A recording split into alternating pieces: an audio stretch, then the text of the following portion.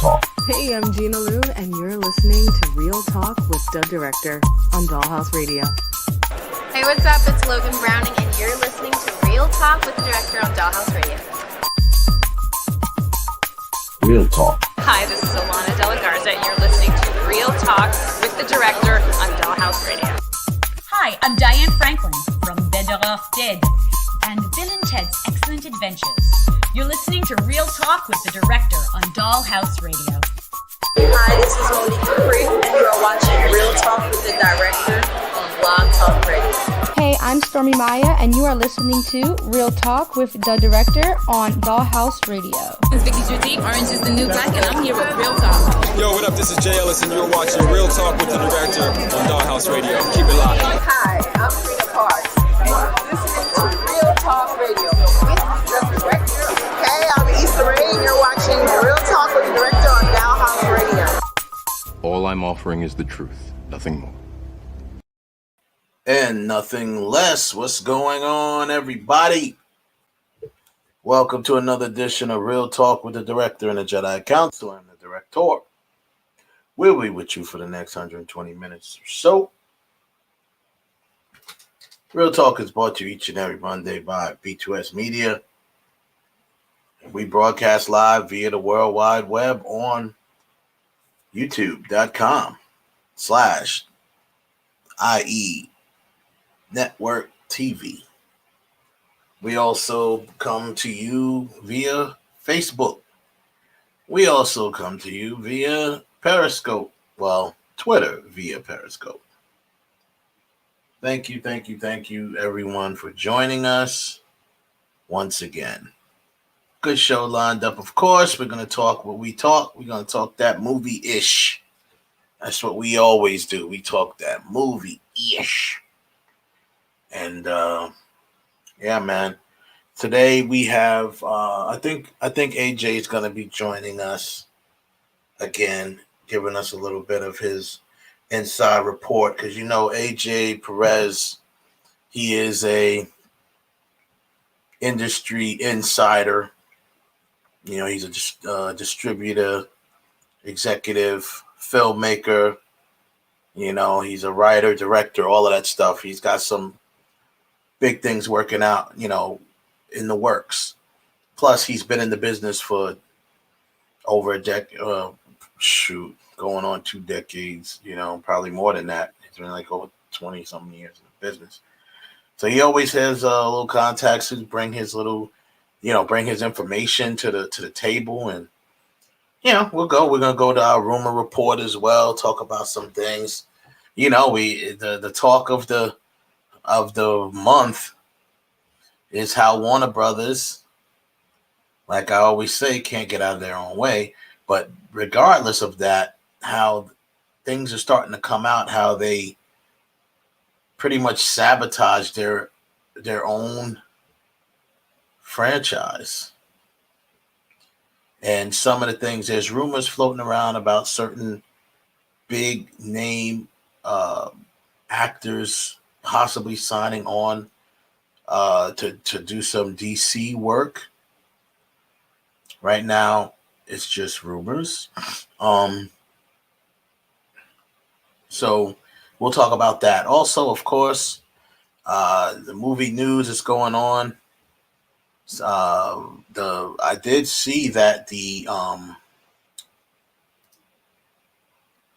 stock market. Actually, I saw it firsthand because I played the stock market a little bit, and I did have stock. I never sold my stock in AMC when it plummeted, but now it's starting to go back up because of King Kong Godzilla versus Kong, because you know it did fairly well in the theaters during a pandemic. So there's like a breath, like when the movie theater was flatlined, here's a little blip.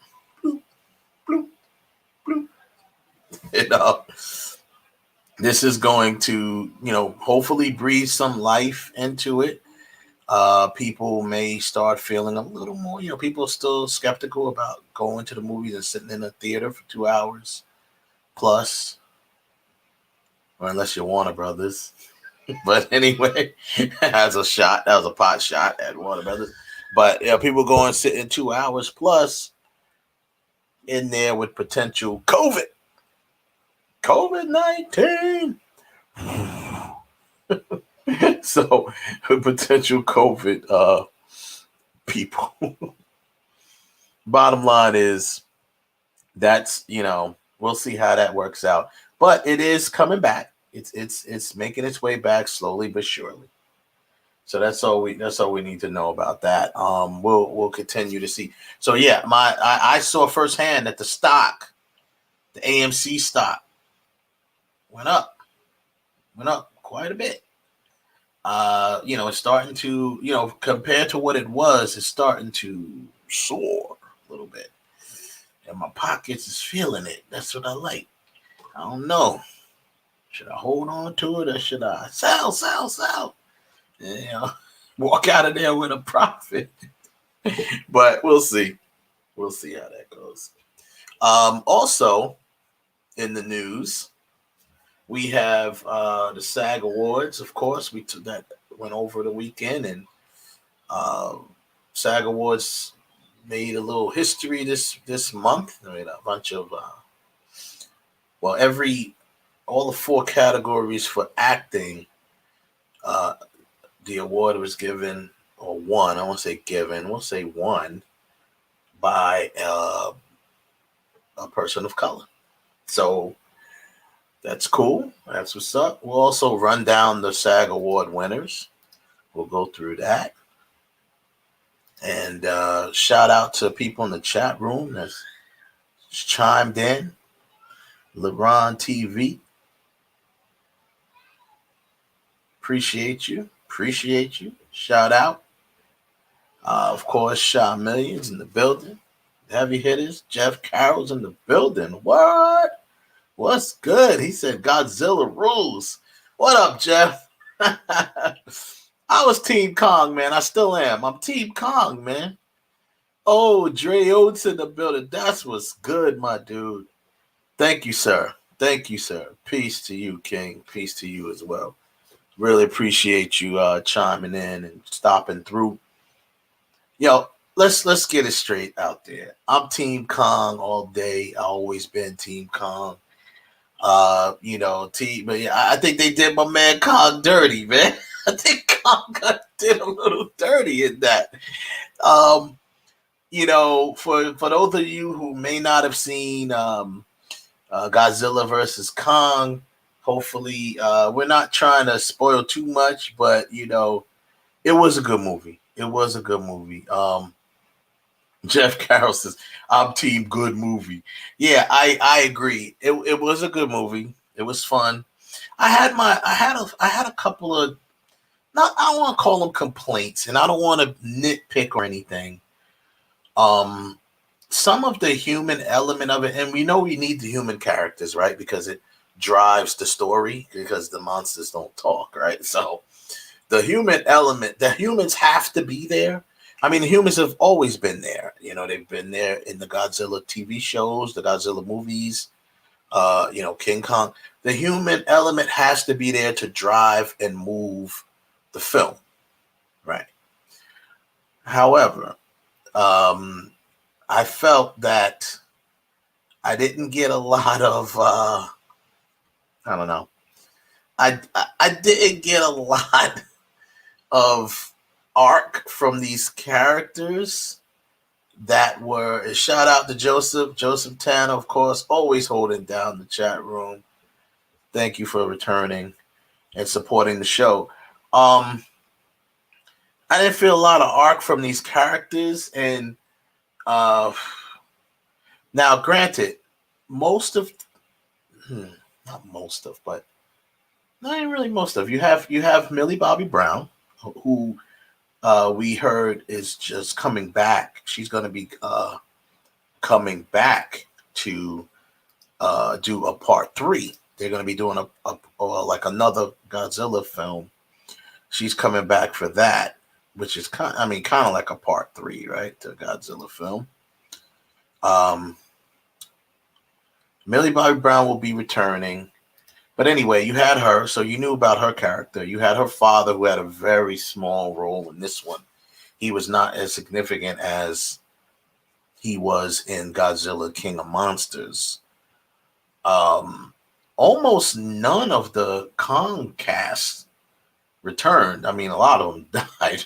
A lot of them died there on Skull Island, but I don't think any of them returned. I'm trying to remember, but so you still had some characters to kind of build or introduce or whatever, and they did a little. I don't know. I wasn't really happy with the human characters, and I wasn't, personally. It didn't come out in my favor. I didn't know. It's not like I wanted Kong to beat up Godzilla, because I love Godzilla too. But I'm Team Kong, man. I don't know. He just got the whole, the gorilla, man. He's a gorilla, And you know what? I feel you can relate more to the gorilla because he has human, like human elements to him. Like, he can walk on 2 feet. He can, he can make facial expressions and, things like that. He was even not talking, but he was sign language. He was signing, So, Joseph Tanner says, hashtag boycott Space Jam 2. I don't know. Let me tell you something. I ain't gonna lie. I watched the trailer. It actually wasn't a bad trailer. Trailers, that's what they exist for, right? And you cut a trailer because you want people to see the movie. Maybe you could put in the chat room, Joseph, why you say ban or boycott Space Jam 2. Is that maybe because they took out Pepe Le Pew, which is possible? And if anyone saw the SNL with Daniel Kaluuya hosting, they had I think it was that one. I don't know if it was that or if it was a different. I just saw a skit from SNL. I don't know if it was a Daniel Kaluuya show, but where they had Pepe Le Pew come on the show. That might not have been his show, but it was pretty funny skit. And they were talking. They had Pepe Le Pew on Britney Spears' show, and she talked about him being canceled. It must have been recent because they also had the Rob says justice for Pepe. Yeah, man, justice for Pepe. I agree. You can't cancel. You can't take Pepe Le Pew out. Man, I guess they did, and it's kind of weird, but the trailer actually looks pretty cool. I ain't gonna lie about that. Looks different. Looks kind of epic, actually, the way they doing things. They made the call. They got everybody, but they put some money out for this one. They had all the rights rocking. They just putting all different intellectual properties in here. Anywho, so we'll talk. We'll get back to that too. Like I said, we'll talk about King Kong versus Godzilla, which I was just talking about. I'm gonna bring in the Jedi Council, or at least bring in one of them. And let me see. Let me just check out Box Office Mojo. Something we have not been looking at in almost a year. Actually, a year, and I haven't really looked at it because it wasn't worth looking at. So I just want to at least give it a shot and check out what King Kong, Godzilla vs. Kong did. So worldwide, Godzilla vs. Kong in the theaters did $285 million worldwide. 237 million of that was international, and 48.5 million of that was United States. So guess what? That's really good, especially in the middle of a pandemic. So you had it opened in 3,064 theaters. The opening weekend, it had 11 million. Hey man, I'm okay with that. I'm okay with that, man. You know, international, you kind of knew it was going to do a little better, but it's hey man, like I said, the stock market. If you play the stock market, you may want to start looking at some of the theater stock. Maybe Regal just did that deal with Warner Brothers, so that's going to be they're going to be setting up. So next year, all the Warner Brothers releases probably are going to, even if it does end up on HBO Max somehow soon after it releases, it's going to release into the theaters. They're planning, make no mistake, people, they're planning on getting back to the theaters. They're going to make a good run for it. Whether people buy it or not, if people be like, you know what? Yeah, I miss the theater, but I also don't miss, not having no money in my pocket. So they might decide to stay home. Or they might say, yeah, I miss the theater, but I don't miss not getting COVID. So all we have to do is really what the theater needs. They need to go a good length of time. And when I bring in Ralph, I'll see what he thinks a good length of time is. But they need to go a good length of time. No incidents, nothing reported. No one, who was reported catch COVID. That's like a direct result of the movie, going to the movie experience. And then you'll be able to get people, just like you got people back in, restaurants. You got people, that was kind of quick. And you got people back in, it's not people starting to go back to ball games. And, so, they may put something, they still may keep the social distancing set up for now at first, but they will gladly take half a theater than no theater at all, than nobody at all. That they will. So we'll see. I'm going to bring in Ralph, and then hopefully if Kevin joins us later, AJ will be on probably 9:30ish or so. He'll probably jump on. So yes, as we welcome in Ralph back to the show. Ralph, what's up, man? Me unmute. You was muted. You muted your mic's muted. Sorry about that. Hi, everybody. Welcome. Happy First Contact Day. Today is a big day. Big day. Yeah. Yes, sir. So, yeah, man. I think I got to ask you this. No. Ask you. No, I didn't. About to ask you. I'm gonna tell you why. I'm gonna tell you why. You have not seen Justice League yet. No, this is my story, and this is the truth. All right. I was over a friend's house when I first started watching Justice League, but I got busy. So now, a couple years ago, me and my mom, we had this big screen television in our living room, remember the old floor model ones? It burnt out, and Sears sent us a brand new television. They sent us a 65-inch Bravia. Think it stays at state of the art, right? But we had a smaller television here, and I finally got to a point where I was sick of it. So I said, let me, I got this big TV taking up a whole entire room. Let me put the thing in the living room. So I go in here to go and put the wireless router connected to television, which I did do. This particular model Bravia is not what's called an Android television, right? So, when you turn it on, you do that, it gives you the Google Play Store, which you can go and get all the different streaming services, the apps. This particular television doesn't do that. It only gives me Amazon Prime, Netflix, and a couple of other things, right? But no Disney, no HBO, no Showtime, no nothing. So they said what I had to do, I would have to download this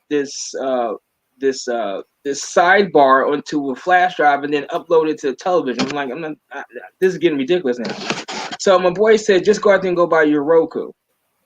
Right? Okay. Mm-hmm. So I went out today and I bought a Roku. So now I have everything on the thing. I just haven't added everything to the television. So I do have it. I finally got the television working. But my thing is, this television for all intents and purposes, I mean, I you can't see it because I can't spin the camera around. But Right. this is maybe a 2018, 2019 television. It's not like a 1990. So why do I have a television that's about $700 and it's not streaming? Then wait a minute. And in between it, I said, okay, maybe I could get the streaming services available through my Blu-ray player. The Blu-ray player I have is not a streaming Sony Blu-ray player; it's just a regular Sony player. So the only thing that I can get on my Sony Blu-ray player is just Netflix. It doesn't give me an option to add different services to it. So I spent 2 extra days trying to hook this entire thing up, and I finally got it hooked up today. Right. So now I have the Roku, and I couldn't get the regular Roku. No. I had to get. Hold on a second. I had to get this one.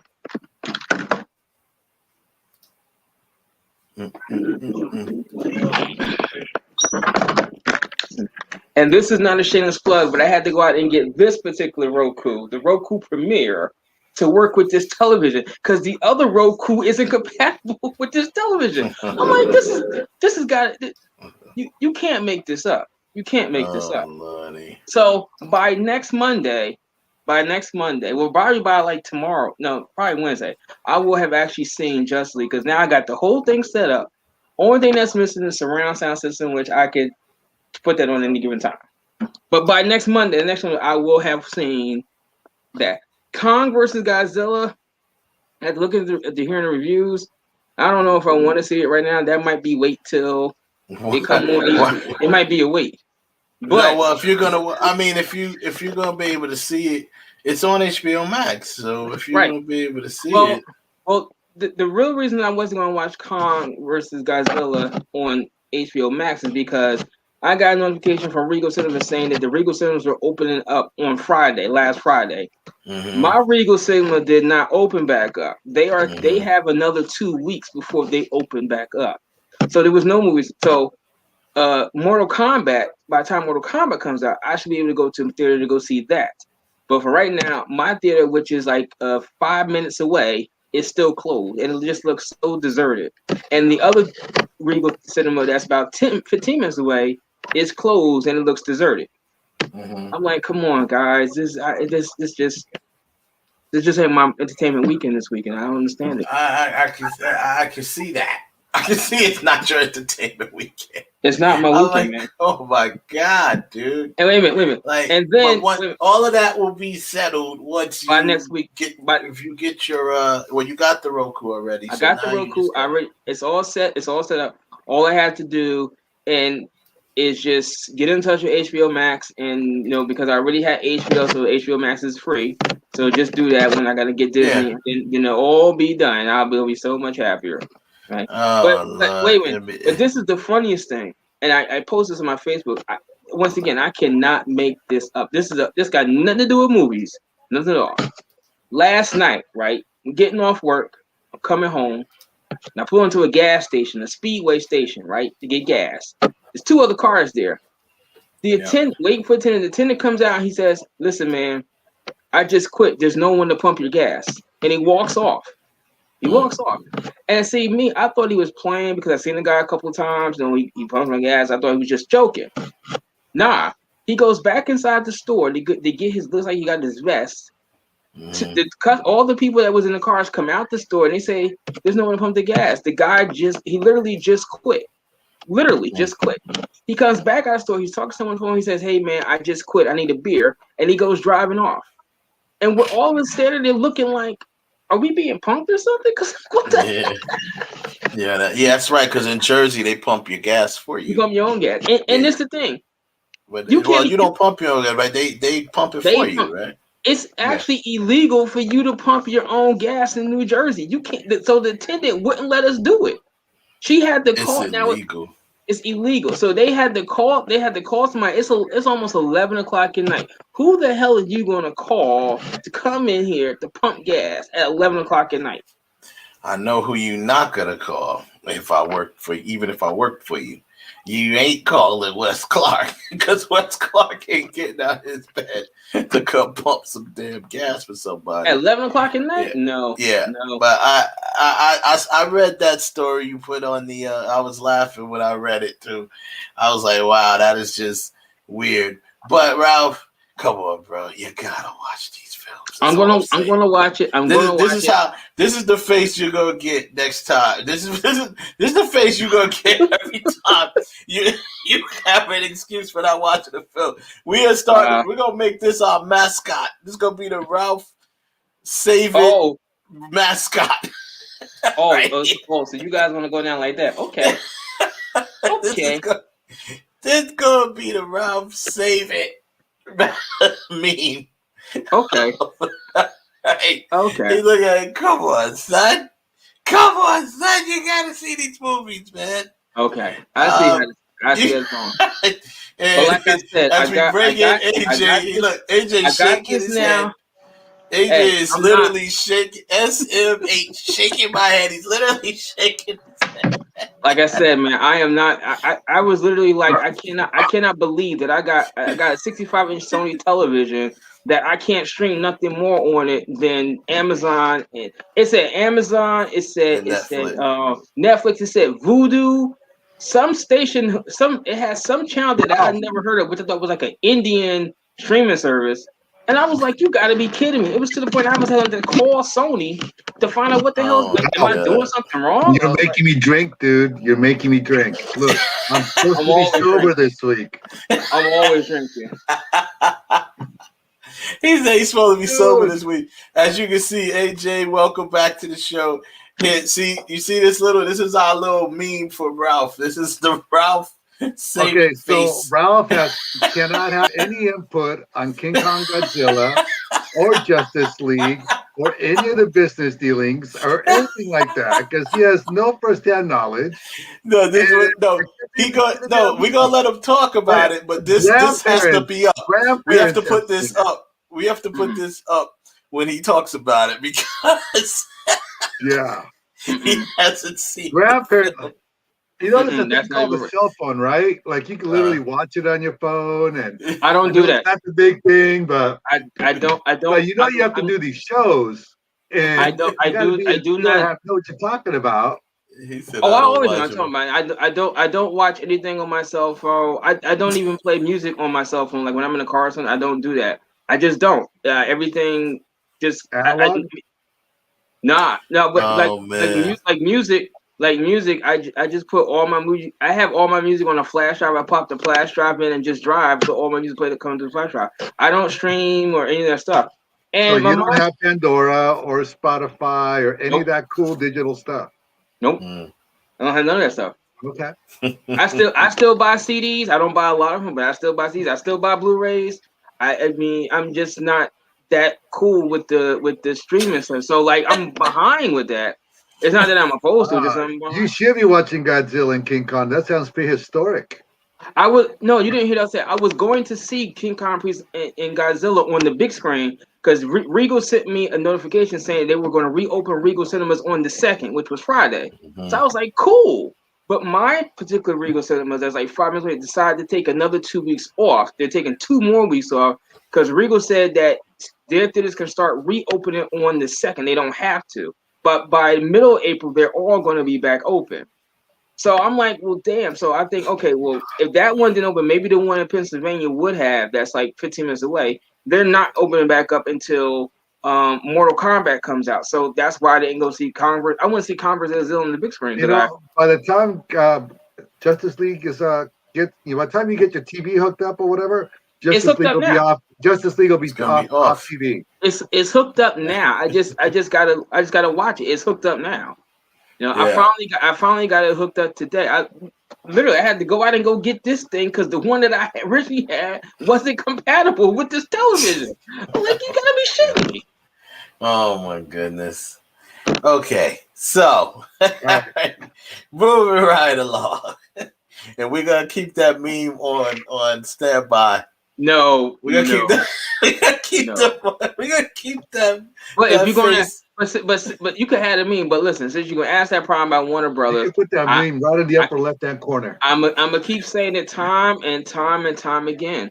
Those executives at Warner Brothers, you guys don't know what you're doing, and I keep saying that. And maybe I'm a little harsh with you guys. Maybe I should change it to you. Maybe you guys just don't know what to do when it comes to your DC properties, not Warner Brothers overall. Maybe you just don't know what to do with the DC properties. Because, I mean, traditionally Warner Brothers has a long history of doing the quote unquote the right thing. They really have. But for whatever reason, it's fair to say they can't get in their own way when it comes to DC properties because it's fair to say that but we've been saying that for quite a while now here in in Real Talk and the other stuff I won't get on them about that, but their DC the way they handle the DC properties for quite some time now, well before Snyder even stepped foot into this thing. They just with the exception of the Nolan films. You know what I'm saying? But, Nolan kind of had control of that, and they kind of stayed out of his way. So, that's fine. But like I said, it's fair to say that. We'll get back to him. We'll get back to Zach, and just, Warner Brothers, because I said that Warner Brothers is actually sabotaging their own franchise. They sabotage purposely are doing that, which is just asinine. But about Kong and Godzilla, or should I say Godzilla and Kong? Pretty much. This was a Godzilla movie. Make no mistake. It was a Kong movie too, but this was a Godzilla movie. Kong did not want to be in it. Yeah. Cog was literally they cheated, and I'm in one of these groups on Facebook, and they're like, Kong is like any other African. He got dragged out of his home into this situation he did not want to be in. He was happy where he was. He was happy where he was. He was all good. Godzilla has not all that as stuff. Godzilla had never came for him over there at Skull Island. You know what I'm saying? He's like, okay, you over there. So, he's like, okay, Kong's over there doing his thing. He ain't trying to challenge me. So I ain't messing with him. So he was good where he was at. They had all of these things and they made up every excuse to bring him out of there. Oh, this is when I have, out of nowhere, some weather, something was wrong with the weather. And, it's not going to be inhabitable soon. We got to get him out of there. Plus, we need him to do this for us. So it just conveniently, we're looking out for him. Plus, we need him to do this for us. But fights were good though. Monster fights were awesome. They were fights were. I mean, as epic as they could get. Yeah, no, I could say that too. I agree with you there. It was like watching Marvelous Marvin Hagler and Tommy Hearn. That's what it was. It was that's what I said. It was it was that like Hagler and Hearns when they was just bong bong putting it down, man. Like it was good. I did enjoy the what's it called, the CG. Was really good. I mean, I have no complaints about that at all. I think the fighting looked really good, really good. I can't even complain about that. Like I said, I had a little bit about the story to me, not the story, but the humans. And like I said at the top of the show, you got to have humans. Obviously, they drive the story because the monsters can't talk, right? So the humans have to drive the story.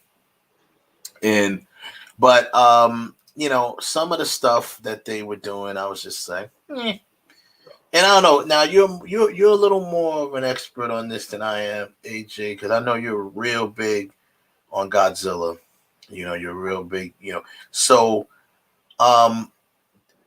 correct me if I'm wrong. Obviously, we know Millie Bobby Brown came back, which she is coming back for a third movie. Coming back again. They just greenlit the new one. They just greenlit the sequel, right? But now, from Kong, I don't think anyone returned from the Kong movie, did they? No.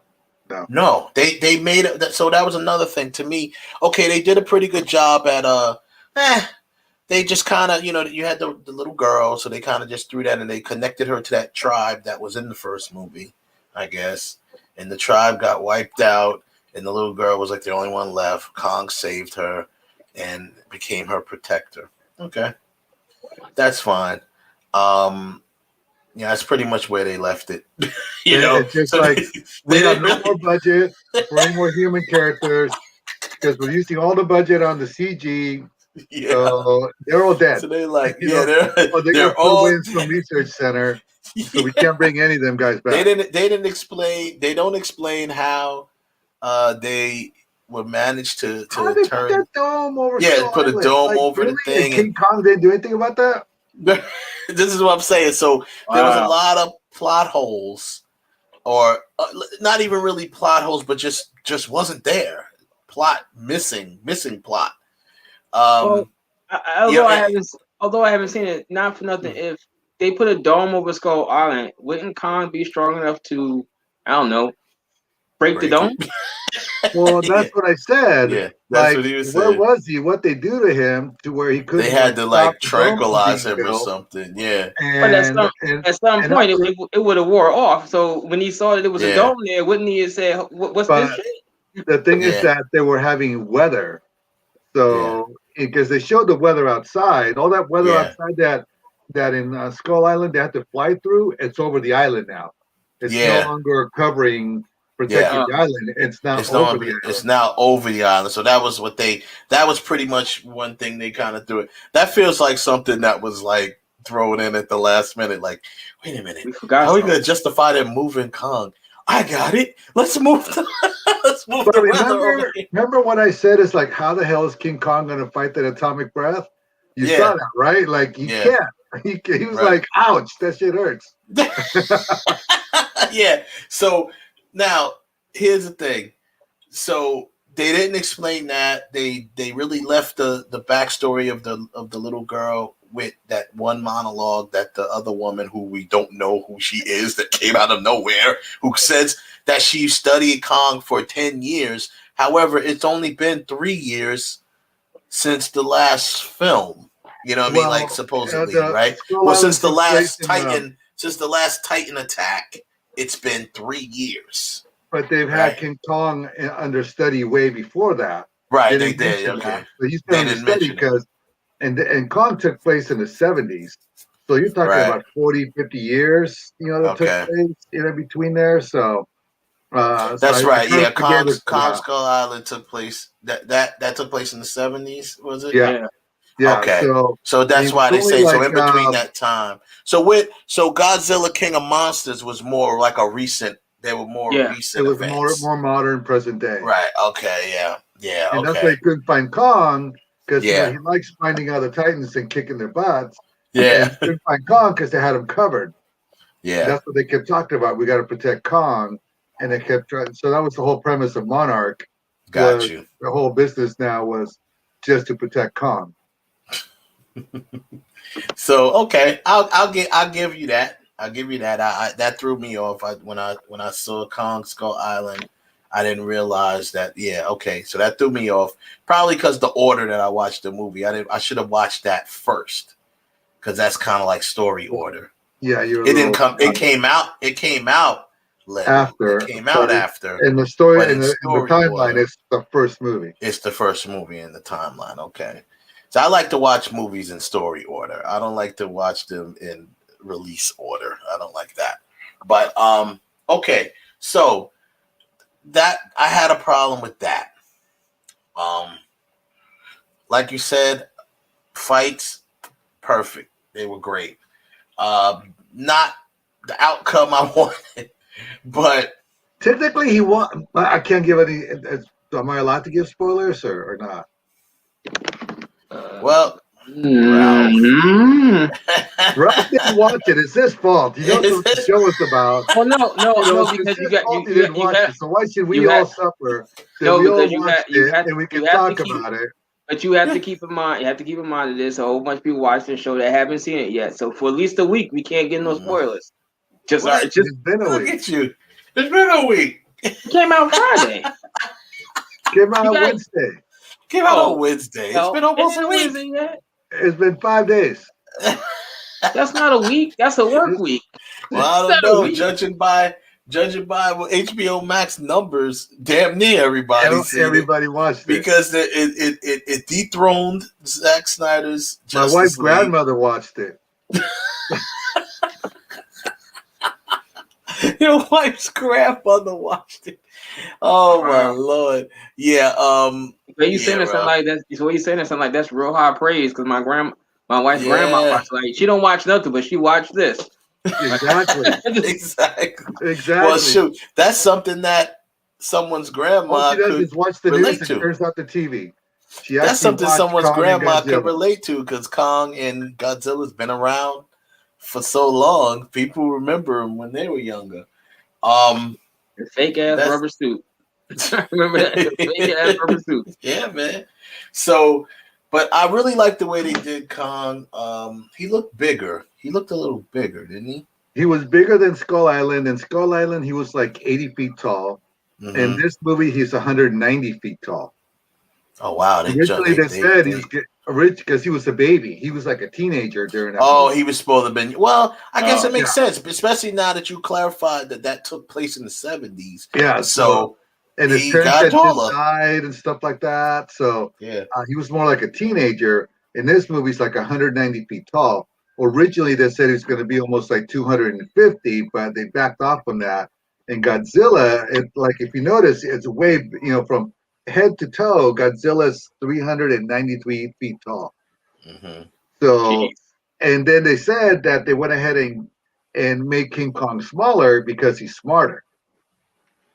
He can make things happen and all that. Yeah. There's a sequence better. There's a sequence where they're so this is what we'll do instead of giving full spoilers. We know that they basically square off 3 times in the film, and then you could go ahead and then people could decide which way who wins what. But there's one of the times that they squared off in I guess where were they in China or Hong Kong. Hong Kong. Yeah, that was a really cool sequence because Kong was, think of a concrete jungle. Kong was in his element, but not in his element. It was weird, but it was really cool how he was fighting. The fight was going on. He used the buildings to his advantage. He used the buildings to so it was really cool how they did that. Like whoever thought about that in the CGI room or whatever, like, yo, we're gonna do this, and make because I'm sure you got the script, and then it's probably like, how can we make this look really cool? You know what I mean? Well, I loved all the Easter eggs, that they put in there from like the comic books, the cartoons, the past movies to pay homage, like the skydiving Kong. I was like, oh my god, no, they didn't. So they had all this stuff in there, and I loved seeing all the Easter eggs. I mean, there was like 10 that I counted. Wow. And I know you put me on to the Rodan thing that they said in the credits or in the opening. Yeah, in the opening Kong credits. killed him. Rodan got out of line. Kong just killed him. Oh my god. Kong or Godzilla? Kong killed them? No, not Kong. Godzilla. Godzilla killed them, yeah. Godzilla killed Rodan. Yo, that's crazy. And I mean, now that's nothing that people, even people who saw the movie probably don't know that because they probably missed it. It's in the It's beginning. really quick when they pop it up. They like do the 3 same seconds to things. see it all. Now they kept the same type of flow that they did with the credits, where they popping things up and showing clips of news clips and articles and news briefs and stuff like that. Kind of like that same. That's like a quick way, and for you people, I know Ralph, you'll pay attention, but for you people who may not have seen the film, right? When you see the film, pay attention to the beginning credits too, because it does give you, just like the other films, the ending credits and the beginning credits gave you information.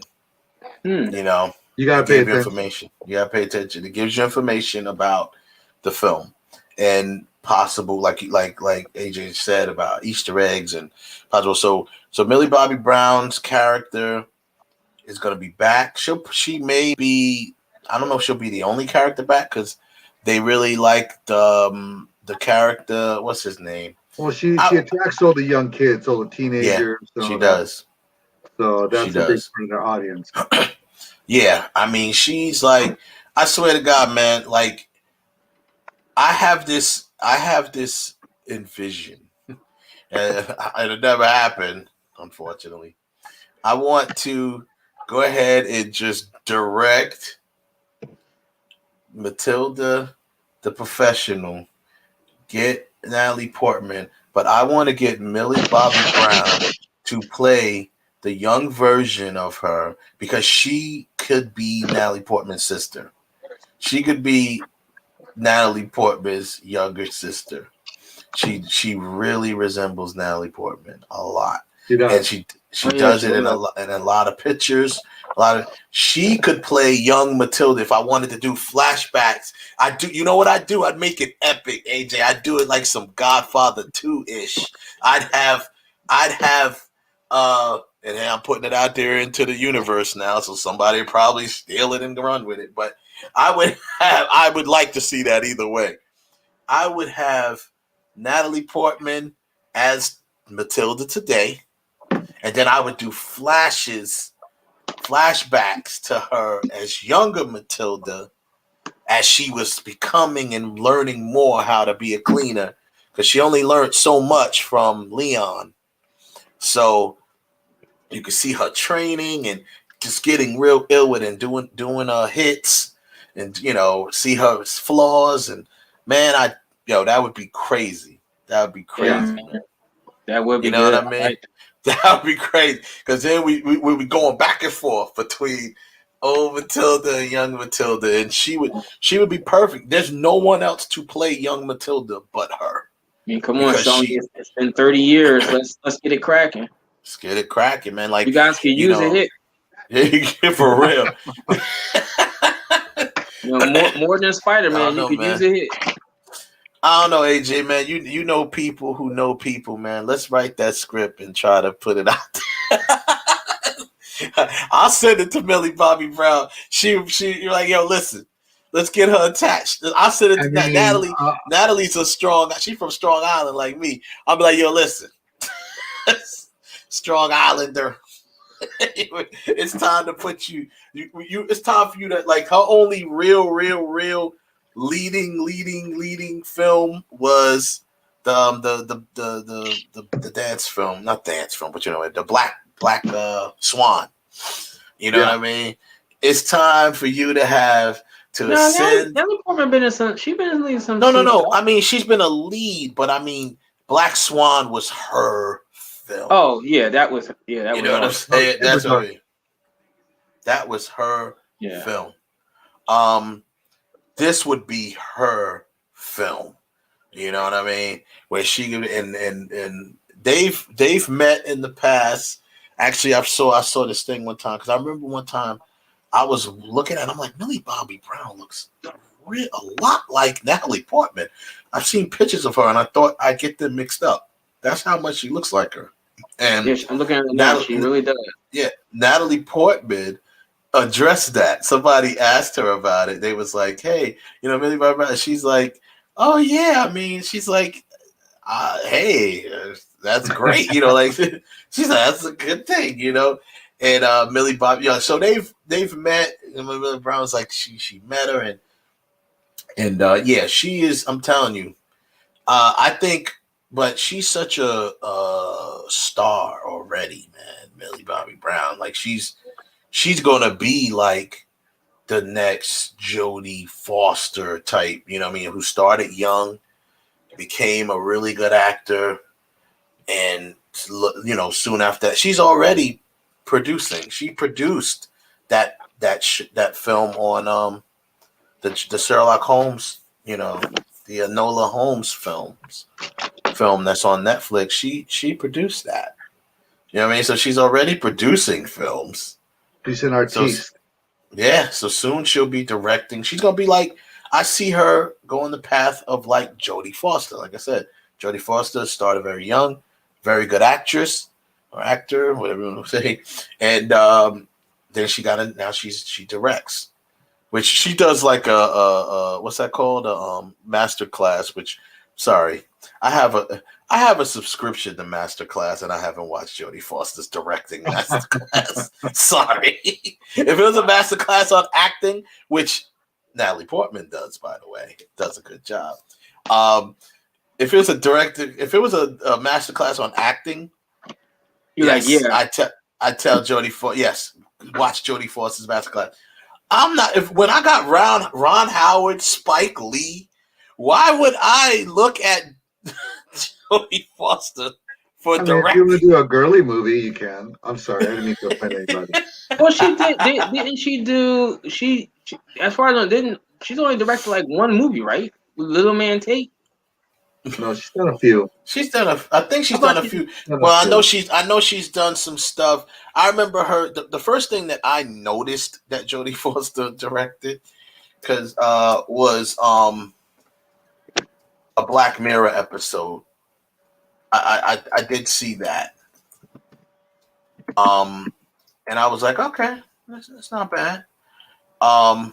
But as a director, Jodie Foster, let's see. I know she directed the movie called Little Man Tate. I knew that one, but I thought she did. Well, she has a total of, let's see, these are all TV series.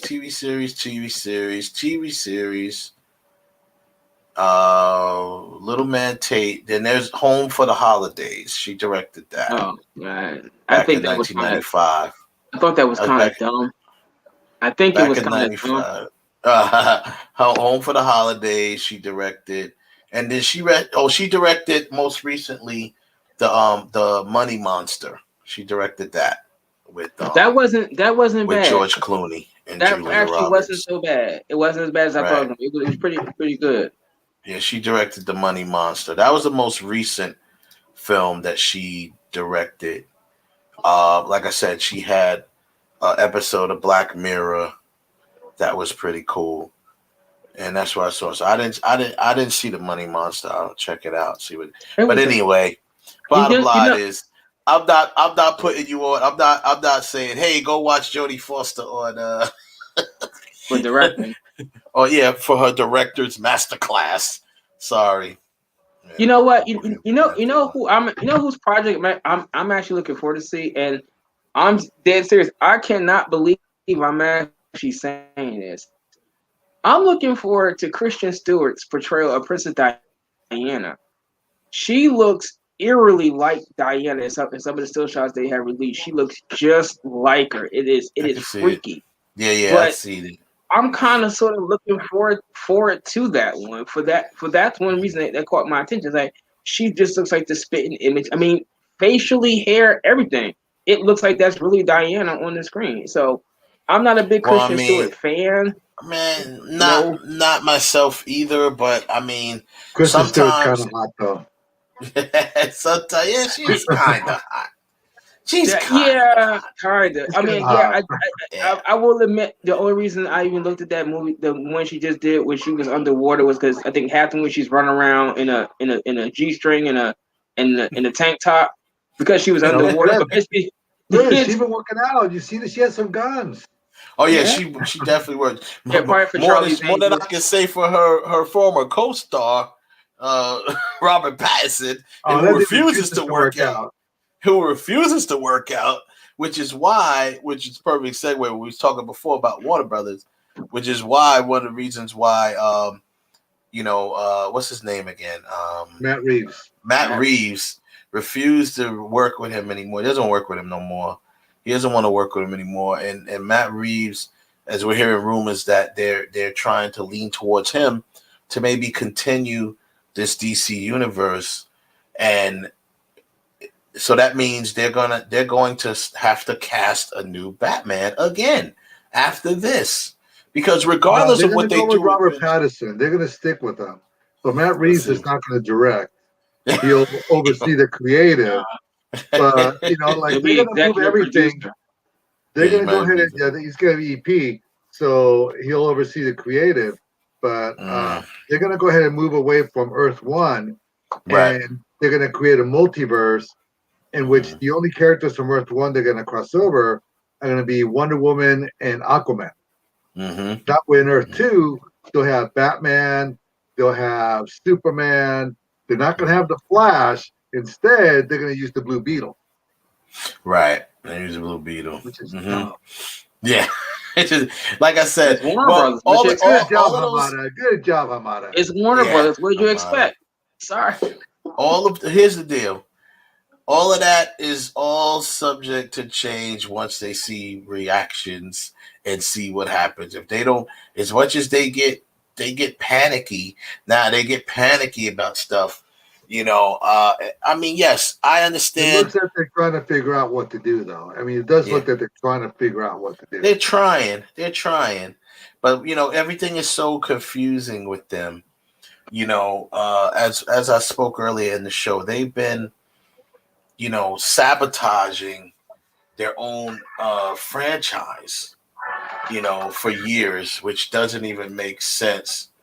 There's an article that Screen Rant put out called "The Snyder Cut Proves Warner Brothers Killed Their Best Chance to Compete with Marvel."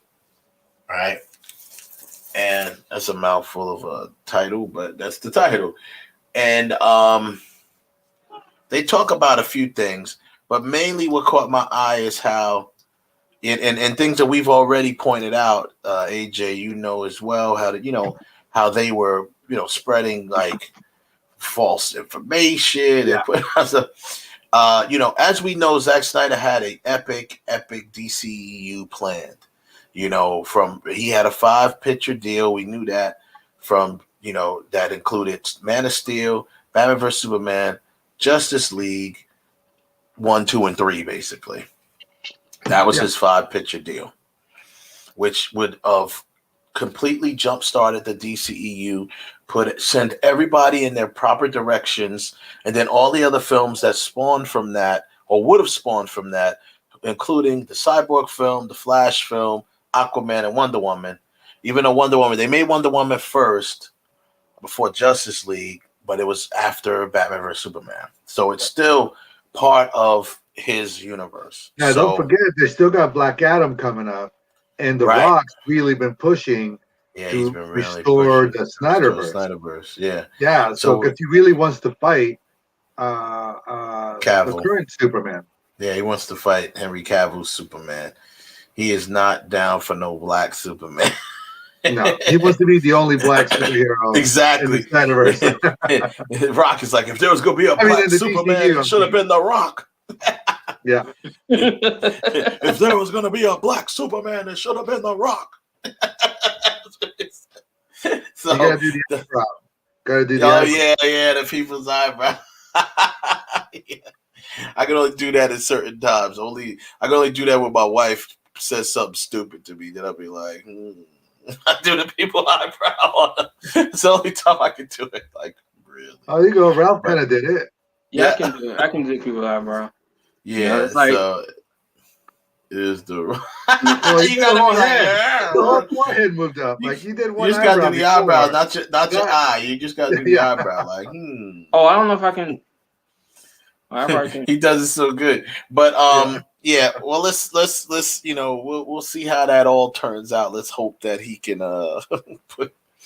put something in and put his use his. Have you guys seen the Grubhub commercials?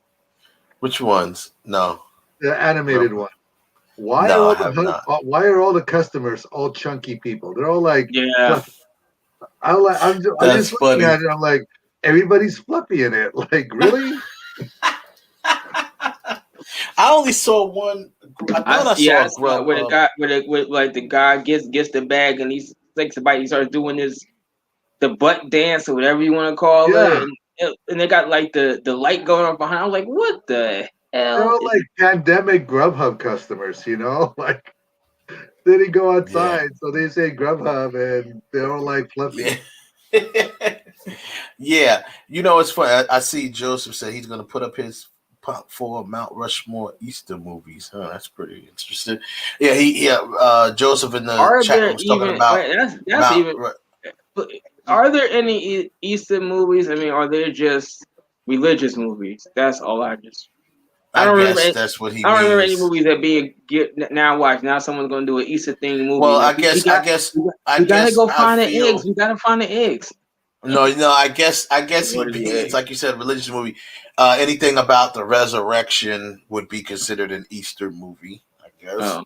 Anything about Christ's resurrection, would be an Easter movie. I guess. Did you guys watch The Passion of the Christ in the theaters? Yes, I did. I was go back a little nostalgic here. Like people got up and started praying, and they were like all that stuff. It was intense.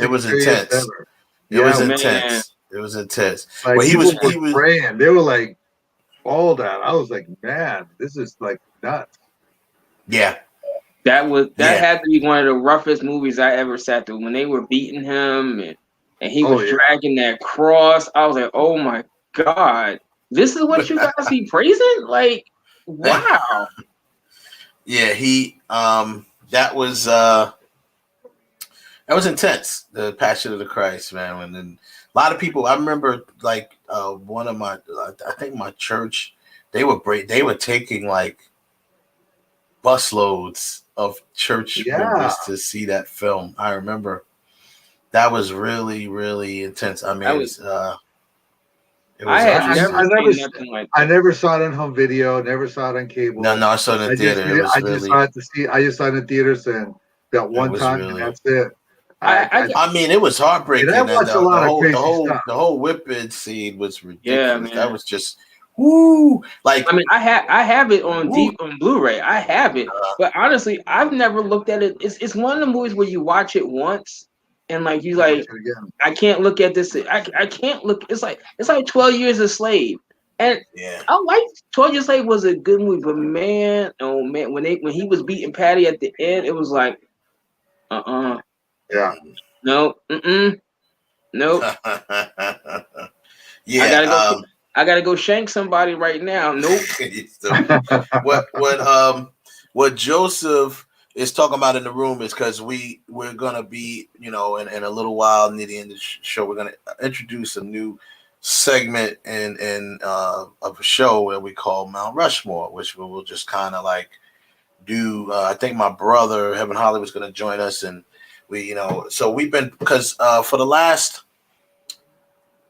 couple months now, we put a poll out on Facebook. And I've been polling people to get who would you consider your Mount Rushmore, obviously for top 4, the Mount Rushmore of Black sitcom male characters. Characters, not the actors themselves, but the characters. So we've already, in our opinion, come up with 2 that we felt, not just me, that should be there. And it's my opinion on this one. My brother agrees. And some people may agree, some people may not. One is George Jefferson. Okay? Yeah. And now the other one I've got a lot of pushback from, but hear me out. 2 for me is Stephen Urkel. And I'll tell you why. Because Steve Urkel really changed, when he was so big, when his character came out and his character became so big, I felt that he was one of those characters that really, it lasted, it stayed, and people imitated him. He had dolls and all types of stuff. Own cereal. Breakfast cereal. Yeah, his whole breakfast. He was really big. I put Stephen Urkel on Mount Rushmore. All right. So a lot of people, now we polled for the other 2 because we said we're not gonna put it. So I'm going to read the poll results a little later. I see people already putting there Fred Sanford. He's on the list. So we made a list of other people on, all the other, we had Fred Sanford on the list. Cliff Huxtable was on the list. Dwayne Wayne. Dwayne Wayne is on the list. That stupid Fresh meme. Prince. That Will stupid Smith is on meme the that list. you just put there. Martin Lawrence is on the goes up list. there. Martin's on the list. Like I said, Fresh Prince is on the list. Jimmy Walker, well, not Jimmy Walker, the character J.J. Walker is on the list. J.J. Evans, sorry, is on the list. There's a couple more that made the list. I think Jamie's character is on the list too. Jamie King. Jamie Foxx. Jamie King is the character. These are just sitcoms, not. It's just sitcoms. Sitcom male sitcom. What about Steve Harvey from? Yeah, I don't remember his character name. I think that was. But it was Steve something. It was Steve something. Yeah. But yeah, people can put what they want, but I know that list had about that poll had about a list of like 10 people that they can vote and choose for the other 2 that's gonna go about Rushmore. So. Well, I might, you know something with that. I'm gonna be honest with you. If you're gonna put Steve Urkel up there, I wouldn't put Will Smith there. Really, I would put Carlton up there over Will Smith. I think I would, because what Will already had.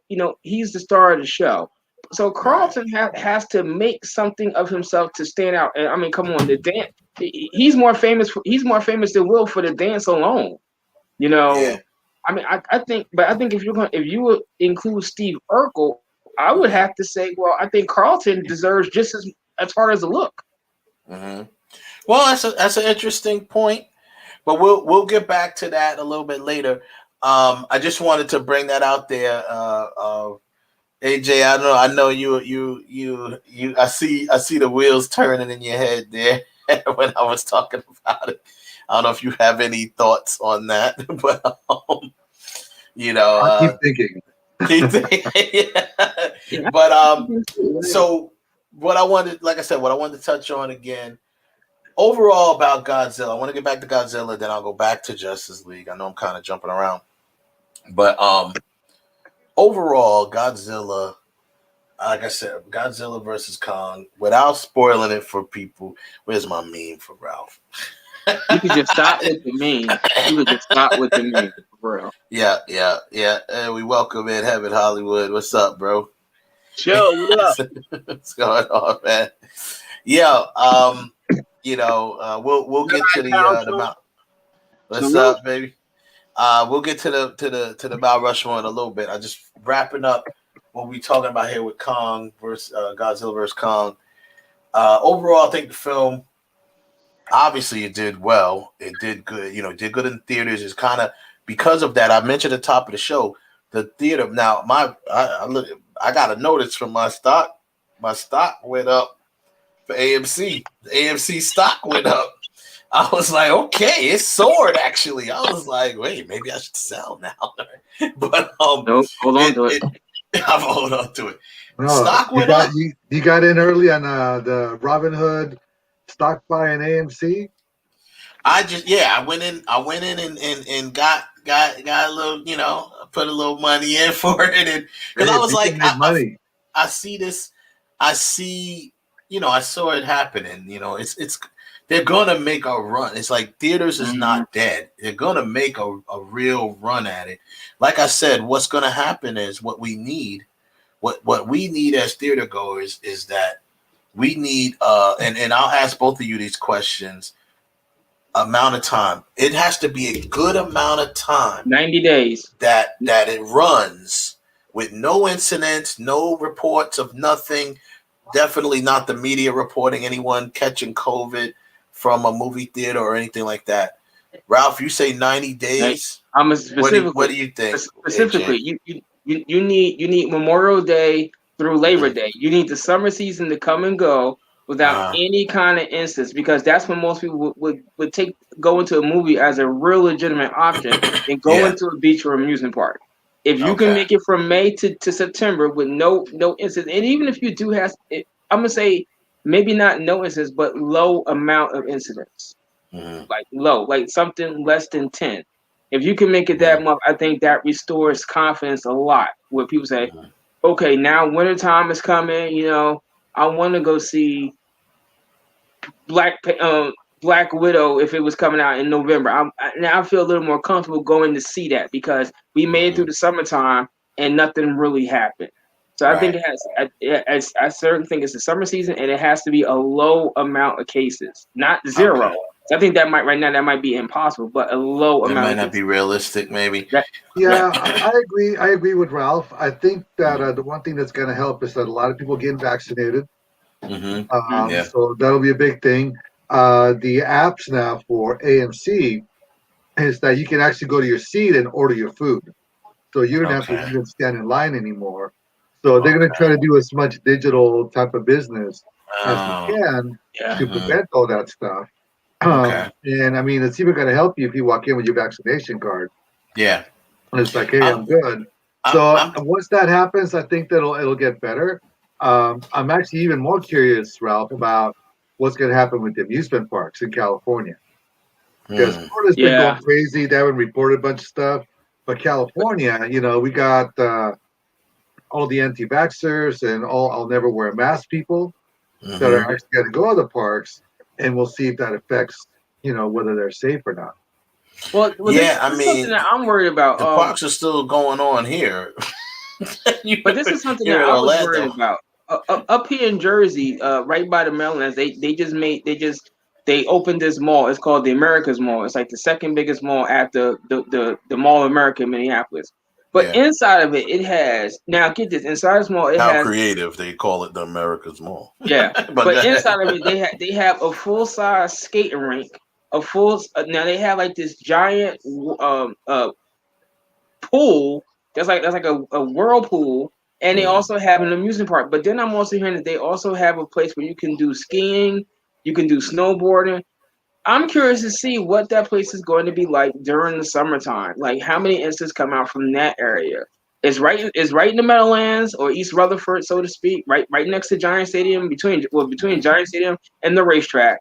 Right. But that is right now. I mean, I was in there 2 weeks ago on a Sunday, and although it's Bergen County, a lot of the store clothing places were closed because you can't sell clothes in Bergen County on Sundays. You can do anything else except that. Right. So a lot of places are closed, but even still, the skating rink and more importantly that pool, because now it's an indoor pool. Right. Those two locations were packed with people, and this is only March. What's going to be like when June, July, when the heat really starts hitting? Exactly. It's going to be a madhouse. It's going to be interesting. I mean, the next few months are going to be touch and go for this entire entertainment business. Productions are starting to pick up. I mean, even now, like we're starting to look at production for us, and I mean, Canada's booked up, Germany's booked up. Nobody's shooting anything in California. No, people are TV shows going away from California. But everybody's going to Mexico. They're going everywhere else, but they're all getting booked up. So it'll be interesting. Because not only that, but all your safety protocols, all your costs are going up for that. So it's going to be a very touch and go situation for everything when it comes to entertainment. Yeah, it is. It is. And so we'll have to see how that works out and see, but I think that's what I said. They're going to make like you said, they're doing these adjustments, and they'll make the adjustments because it's better than making no money, even if you take less people, low, or whatever, and got to do other things, bring food to you, and supposed to, whatever, as you're waiting online, they probably still do start off doing the social distancing. Even the popcorn, they got like a little thing on there, like, do you want a lot of popcorn? Do you want it on the bottom? Do you want it in the middle? Do you want it on top? They got all those options now. It's crazy. Wow. This is on the AMC app? On the AMC app. Yeah. Hey, I got a question. With you having the AMC stock, I mean, not for nothing, do you get one of those lifetime movie cards? Do you get one with the AMC with the movie pass? Do you get that as like a fringe benefit of the stock? No. They don't know you own stock, dude. Come on, man. It's two different entities. They're like, nope. Nah, you get nothing. You get nothing. You get whatever you bought out of your stock. You got to be friends with the manager at the movie theater to let you in. That's what we need. That's what we need. Yeah, that's what I need, man. When my boy used to work at a movie theater, I used to have, it was so funny when I was a kid, man. I didn't pay for nothing. I used to go to the movies, take my girl to the movies, got him for free. Or, I used to go to Burger King. I had somebody work at Burger King. I had somebody work at KFC. I used to go. Yo, a date with me was easy street, boy. Like, yo, what you want to eat? KFC? You want some Burger King? We good. Then we did it. But anyway, yeah, so I used to let my friends in when I worked in the movie theater my last year of high school. So like my friends would come down and say, "Hey, Rob, what's on?" You go in the back door? No, I used to let them in through the front door. I let them in through the front door. Now, maybe you could clarify this for everyone who may or may not had a friend that worked at the movie theater. Now, if you did that, was there a situation? Because I remember I know someone who worked at, like I said, I had a friend who worked at Burger King, right?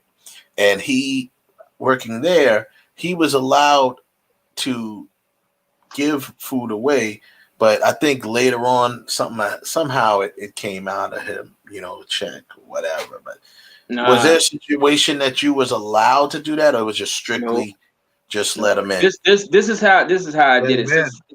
This is how I did it.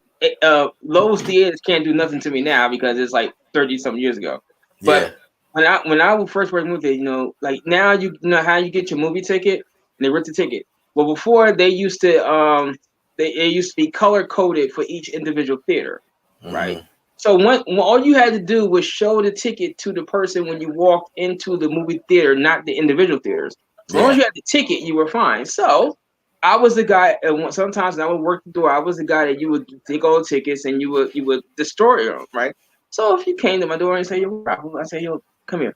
Here's 3 tickets, just go in there. You can see a movie.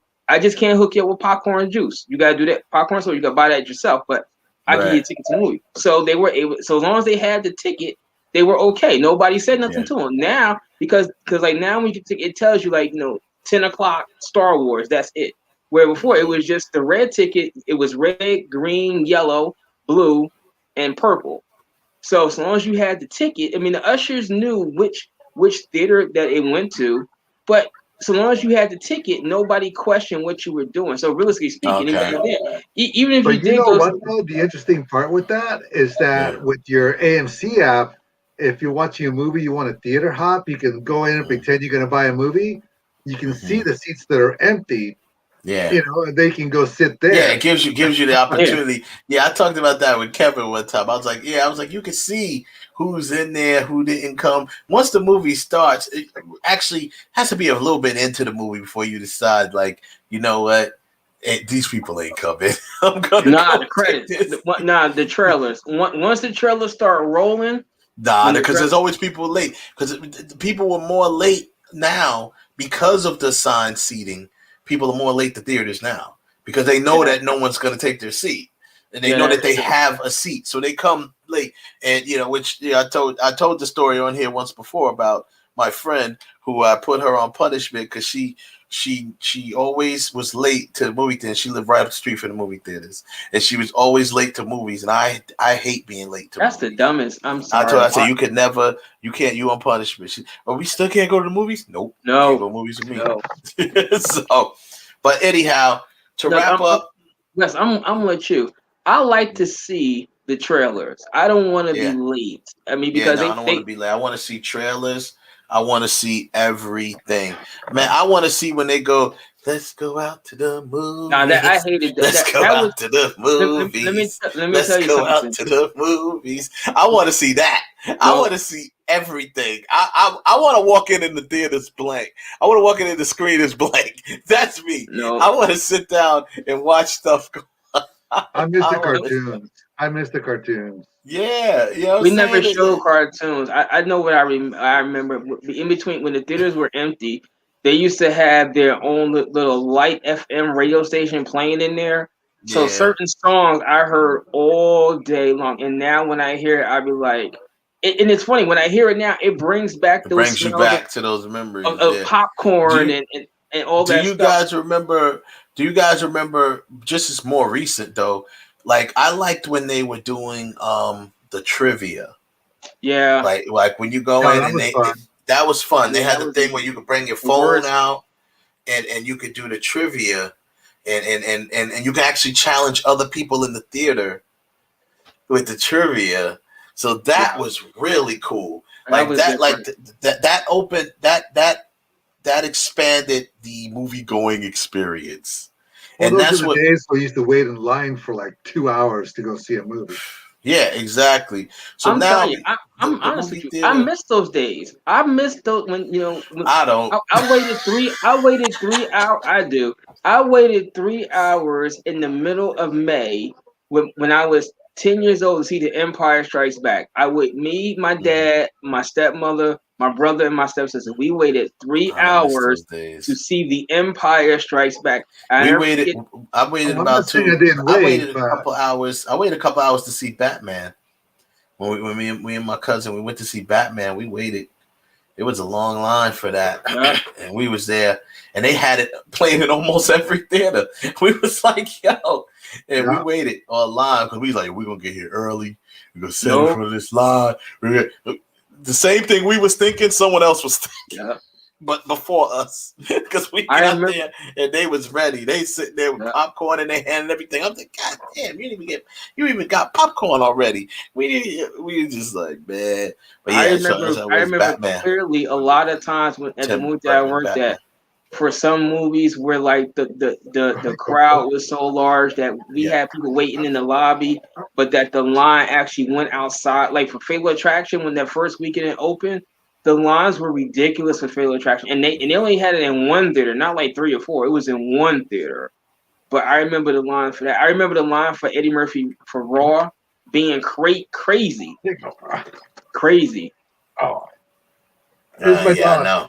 Hey, okay, wait a minute. Now, what breed? She's a chocolate lab. Chocolate lab. Yeah, her name is Coco. Coco, hey, Coco. you got. Yeah. Hey, Coco, welcome to the show, Coco. We'll have to bring you back when we talk about dog some sort of dog movie or something. Yo, I got that in my 30 scene 30 times the movie made me cry. Yo, why they have to kill Hooch and turn on Hooch? That was wrong. The times that movies made you cry. Yeah, we're gonna revisit that list, Ralph, because I'm talking with Diane Franklin. I want to get her back on the show. Oh, my number one. Yeah, you're number one. We're gonna try to get the other one too, though. We're gonna try to get Gary. I forget his name. The actor who played Gary from Last American Version. Think about that. I want to get him on. Did you see the video that she posted where somebody remixed the end of the Last American Version? No. Somebody remixed it where she walks in with him kissing somebody else. I was like, wow. Oh, that's dope. It was on her Twitter. It was on her Facebook page a couple of days ago, and I saw it. I was like, whoa. Yeah, I want to try to get them both because my plan is to get them both on, and then we're going to, once we get them on, we're going to declare that National Gary Day. we go Gary. No, Gary gets his chance. He gets his own day. Karen with a K. Get to confront her and be like, listen, man, say what you want to say to her right now, Gary. I'm gonna get it off your chest. Diane Franklin's a friend of the show. We've had her on a couple times. And I want to get her back on. She didn't she told a story, AJ, where she said she learned early in life in her acting career that actors should just act and not try to go talk to the writer. She said she literally tried to talk to the writer. She didn't know any better. She tried to talk to the writer about changing the end of the script where, she leaves Gary high and dry and, Gary drives away crying. She was like, is there any way we can try to change it? She didn't tell me what they said to her, but what she said was, she said, people are going to hate me. But she said, she didn't tell us what they said to her, but she said, let's just say this. I learned early that when you're acting, you should just worry about acting. Yeah.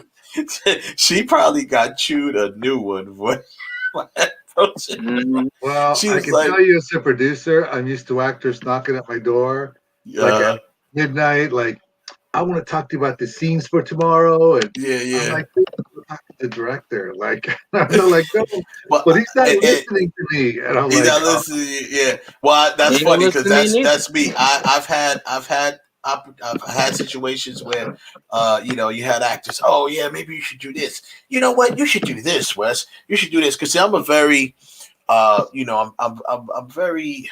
What's the word I want to use? I let the actors create, right? But I'm not a tyrant, right? When it comes to dialogue, I want you to just keep the main idea of what was written, but you have to draw a line somewhere. So I was in a situation where an actor was like, he was basically cutting all of his own lines, and they start cutting stuff. Oh, we don't need this. We don't need that. We don't need this. And I was just like, yeah, we do. I said, yeah, we do. We kind of do. That's why you have a job. I was like, so what I said to him that kind of turned him around on that is, well, we're trying to save time. And I was like, well, if you cut all your lines, why do I need you? Exactly. Why are you here? Go home. I said, if you cut all your lines, why do I even need the character? Yeah. He stopped at that point. He was like, okay, you're a boss. I was like, hey, I'm not looking for you to say I'm the boss. I just don't want you to, get out of line. I mean, come on, you are. I'm the boss. I'm the boss. I'm never. I wasn't looking for it. That was his. That was his words. Shut up. But anyway, your final words on Godzilla, AJ. You guys should watch it.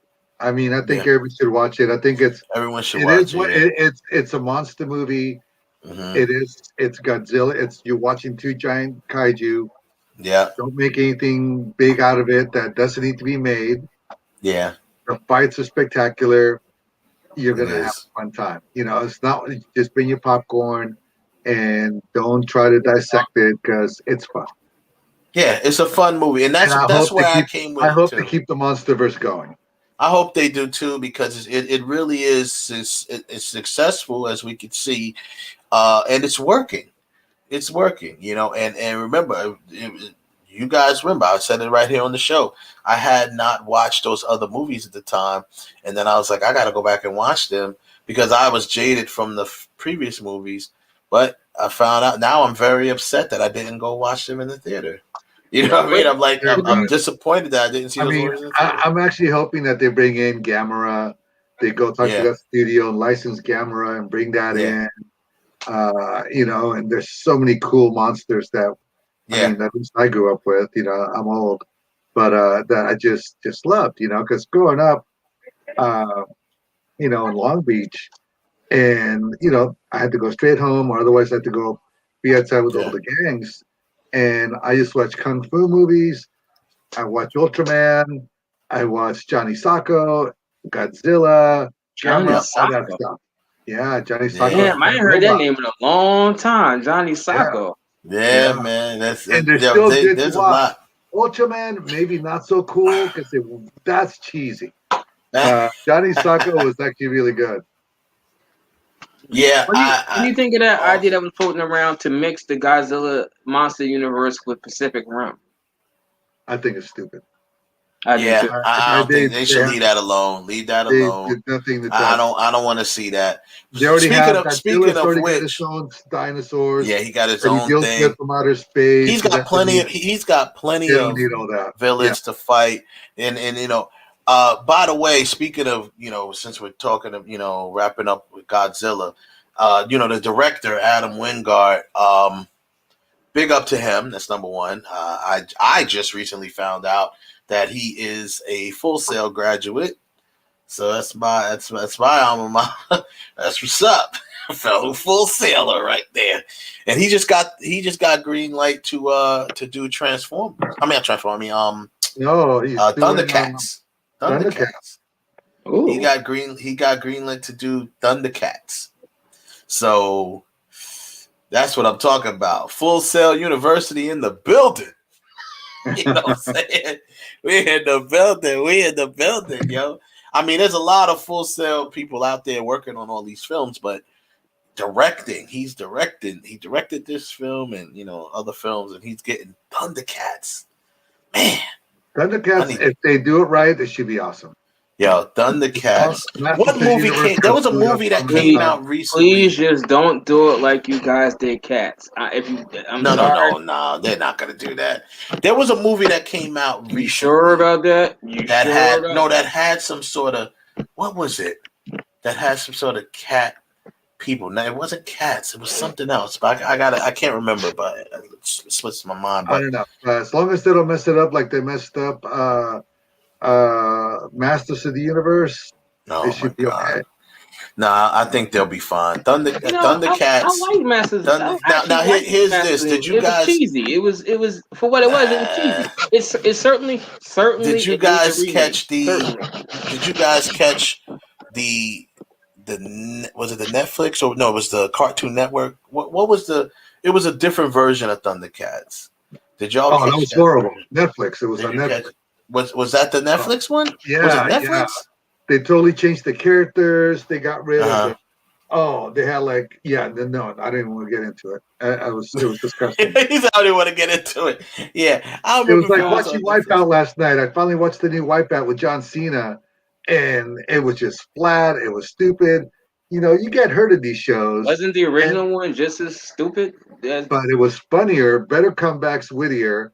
The people that participated got paid 50 G's. Now they're giving the money to John Cena, so they're only getting 25 G's. And it looks like he's just there to pick up a paycheck. I was like, oh, no. So, no, please. If the formula's not broken, don't change it. Exactly. All right. Well, that's pretty much the end of that segment. I'm going to go on to the other segment. AJ, thanks for joining us as usual. Well, thank you. I'll be back whenever you guys want me back. And anytime, man. Come back and give us some info. I still need my rematch. Hey, we'll have to set that up. The rematch is going to be about comic book movies and monster movies. It can't be about comic book movies because you ain't watched them.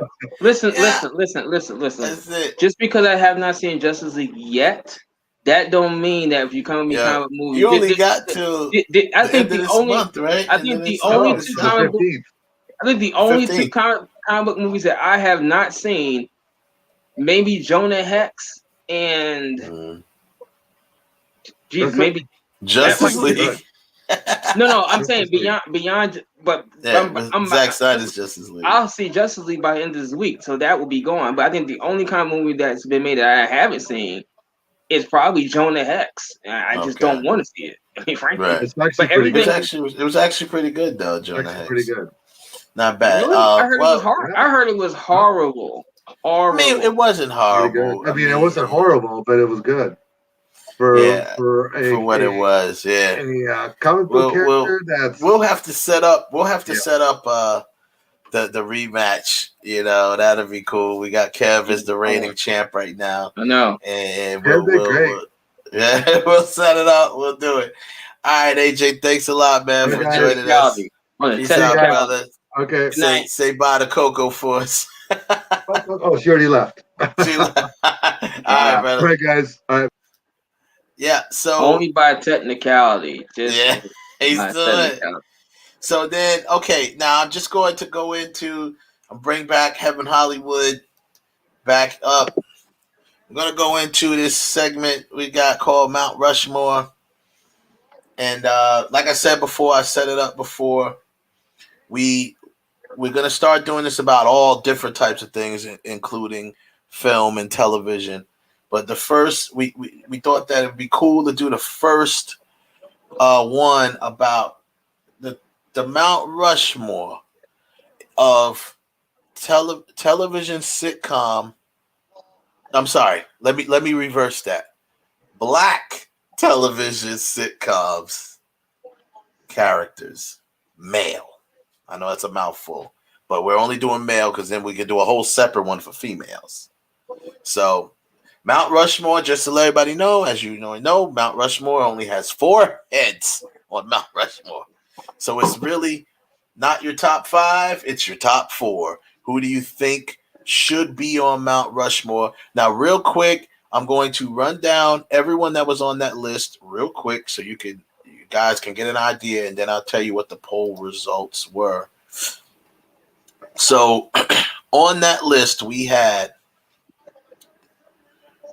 like I said, Fred Sanford. Now, this, like I said, we already told you who's on already on Mount Rushmore. Let me. I got a little graphic here. Let me pop up my little cheesy graphic I got here, and not the one that we talked about with Ralph. With Ralph, not Ralph's. Not Ralph's graphic. Stupid. Yeah, crappy ass graphic. It's okay. I'm gonna have one for you two guys. Watch. Actually, okay. I found something for about you. I found something for you and Kev from Family Guy, and I meant to. I need to see how to grab it and post it on here. All right. So yes, that's why I said it's a cheesy graphic. This is the reigning current Mount Rushmore of this category. We have George Jefferson and we have Stephen Urkel. So now here's the other people on the list. You have Fred Sanford. These are what everyone needs to choose from. Fred Sanford, Arnold Drummond, Will Smith, Fresh Prince, J.J. Evans, James Evans, Webster, Martin Payne, Benson. Yeah, I thought you might have forgot about Benson. I was gonna say that. What about Benson? Cliff Huxtable, right? Then we also have we have Dwayne Wayne.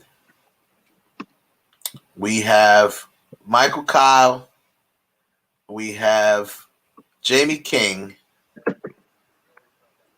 And I believe that is all that was on the list. Now, what about Ray Campbell from Sister Sister? I don't think he makes the list. I don't think he's popular enough to make the list. So there's a couple of people you gotta leave on. But I mean, if people want to add him to their list, but they gotta come with a reason why that he would be put on the list. So Evan Hollywood, who's joining us live from the workout center. So we have our two on Mount Rushmore, and there's a lot of people that's voted. People have voted. Now here the results of the poll comes down to and this is just from the people who voted. Like I said, ultimately you could make your own Mount Rushmore. It's not written in stone, but this is what the people voted. We put the first two on there, and here it is. As the people voted, with 73.3% of the votes, the next person to go on Mount Rushmore should be Fred Sanford. Okay, that's what the people have voted. And having Hollywood, you could tell me once I give them if you agree. Well, we'll start with this. Do you agree with Fred Sanford being on Mount Rushmore? Is he on your Mount Rushmore?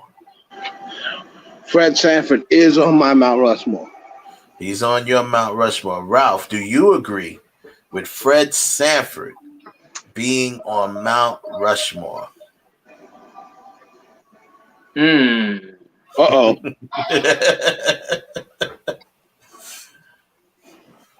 Fred Sanford, I mean, 73% of the people said it, Ralph. Keep that in mind. Yeah, I got that in mind.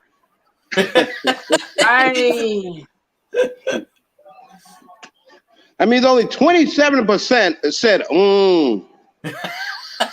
But see, I'm looking at it like this. Fred Sanford. I mean, you could say Fred Sanford and George Jefferson are theoretically the exact same characters. Right, and George Jefferson. So why would I have a Mount Rushmore with two guys that are almost exactly the same? See what I'm saying? Yeah, I get what you're saying. I get you. Well, I mean, I feel you that take is way better than your Carlton Banks take. I'll tell you that much. I'll tell you what. Now that one, I listened to that one a little bit more. Although I do appreciate your angle from Carlton Banks. Let's stop it. Will Smith is going to be. If anybody from that show is going to be on the Mount Rushmore, it's going to be Will Smith. I do agree. I do appreciate your take, your angle though, for Carlton Banks. Carlton Banks, yeah. But that Carlton Banks character, you know, it was a great character. Don't get me wrong. It was a great character because of his. But you know, Will Smith would be the one to make it from this list, if anybody. Well, like I said, and I'm only saying that because you put Steve Urkel, because we could look at Carlton and Urkel in this perspective. Both of them are secondary characters. They are not clearly. They are not. But Urkel ascended. Urkel ascended to the main character. He started as a turned out to be the star of that. He ascended to the main character. That's one of the reasons why he's on here. This is one of the reasons why we put him on here, because he started as supposed to be a one-time character. He became such, and he ascended, and then he went to becoming the top dog on that show. Exactly, and I agree with that one. But look at this character, Carlton. If you really look at him, Carlton is on paper. He's a one-dimensional character. He's a guy that's, you know, he wears plaid. He wants to go to Harvard, all that stuff. But then look at what Alfonso Ribeiro did. He did not keep him a one-dimensional character. He showed multiple aspects. He showed Carlton like some of the best episodes with Carlton are when Carlton is going through certain things, like when Will is shot and he's going through his whole thing. And when his dad got sick, it was great. So that was good stuff. Great right. So and even the one I also bring up the one when he tried to join the fraternity. Yeah, and you know they called him a sellout, and they didn't want to put him in the fraternity because he was a sellout in their mind. And how now the characters and the writing on that show was awesome, and it had the characters had very good arcs. His character arc was great because you saw Carlton come from one point to another. And again, I like the angle that you're taking with Carlton, but it ultimately, when you're talking about the Mount Rushmore, it comes down to this: if Carlton Banks, if they took Carlton off that show, would people start watching Fresh Prince? Probably not. But wait a minute. If they took Steve Urkel off of Family Matters, a whole lot of people would have stopped watching. Yeah, pretty much. That's what I look at it, because that's why they belong on Mount Rushmore. I don't think people stopped watching Fresh Prince. There may have been a couple of Carlton fans pissed off, or they may have been. But if Carlton isn't on Fresh Prince to me is still just as successful, and that takes nothing away from Carlton's character. It was like you said, it's a character that really took the character to where they probably didn't expect that character to go. They probably had him there kind of like how when you look at him, they kind of had him there like how you look at Michael on Good Times. Just not really relevant. He had that one. He was one-dimensional. Black Power. That was his character. Yeah. That's like how they started with Carlton. They made him a one-dimensional character. But I think they really intended for Carlton to be kind of like Michael Evans, just this one-dimensional, not really. He took it to another level with his acting. Because of Alfonso Ribeiro. Now, if you want to credit him as a better actor than Will Smith, I'll go there. I'll go there for that show or back at that time. Yeah, I might agree with that one. For that time period, yes, for that time period on that show, yeah. Right. So he had a more difficult character to deal with than Will. Will just was being himself, really, and he had a character that he had to spin. Because Alfonso Ribeiro back then, he wasn't really like that in real life. No, he wasn't really like that in real life. So Will was really in the beginning. Will was just being himself. Yeah. So it wasn't really hard acting. That's why everybody was so shocked with to hell with him. That's why everyone was so shocked. Like, oh snap, Will can really act. Yeah. But up until that time, everybody was just like, well, he's not really doing anything. He's not really doing anything crazy because he's really acting like himself. I mean, kind of like, Kid and Play and House Party. Like, we never really thought of them as great actors because they were really just, that's how they act in real life. Yeah, I mean, so But So as far with as Fred the Sanford, character Carlton Banks goes, Fred right, Sanford, yeah. I think Fred Sanford is a I think me was I agree he was with it too. almost a lot. Like I almost grandfathered him in the beginning. Yeah. But that I go with Fred Sanford. My fourth one is a little tough. Crowd. Yeah, fourth one is that's a toss up for me too. And but I will read I'll read the audience or the fans or the people choice. And off topic, I want to be here for that what's her name? Diane Franklin show. Because I'm sorry, I don't buy that she tried to change it. I think she loved it. I think she loved seeing that character. She said that she tried to change it. I don't care. She said she asked about it. And I think that she ruined that man's life for the rest of his acting career. This dude was always casted as a simp after that movie. Now I want to see that thing that you're talking about, Ralph. I want to see that fan thing you're talking about where they flipped it around and made it seem like he was kissing another girl. You ruined his life, Diane.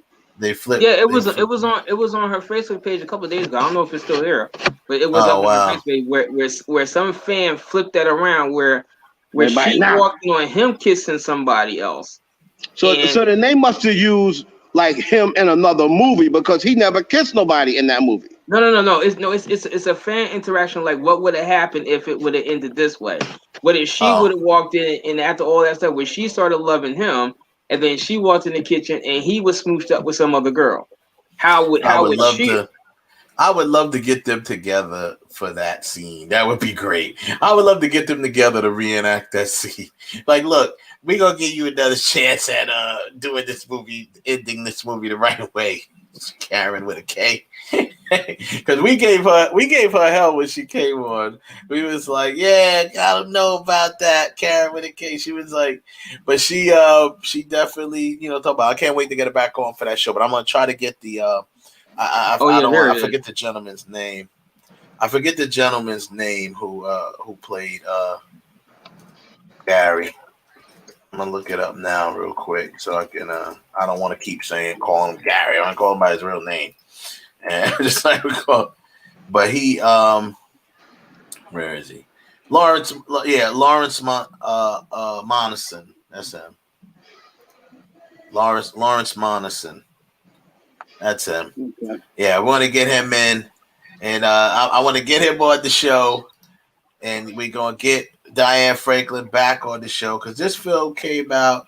See, this would be perfect. We could set it up. Let's see, for early in the summertime, because this film came out when? When did the film come out?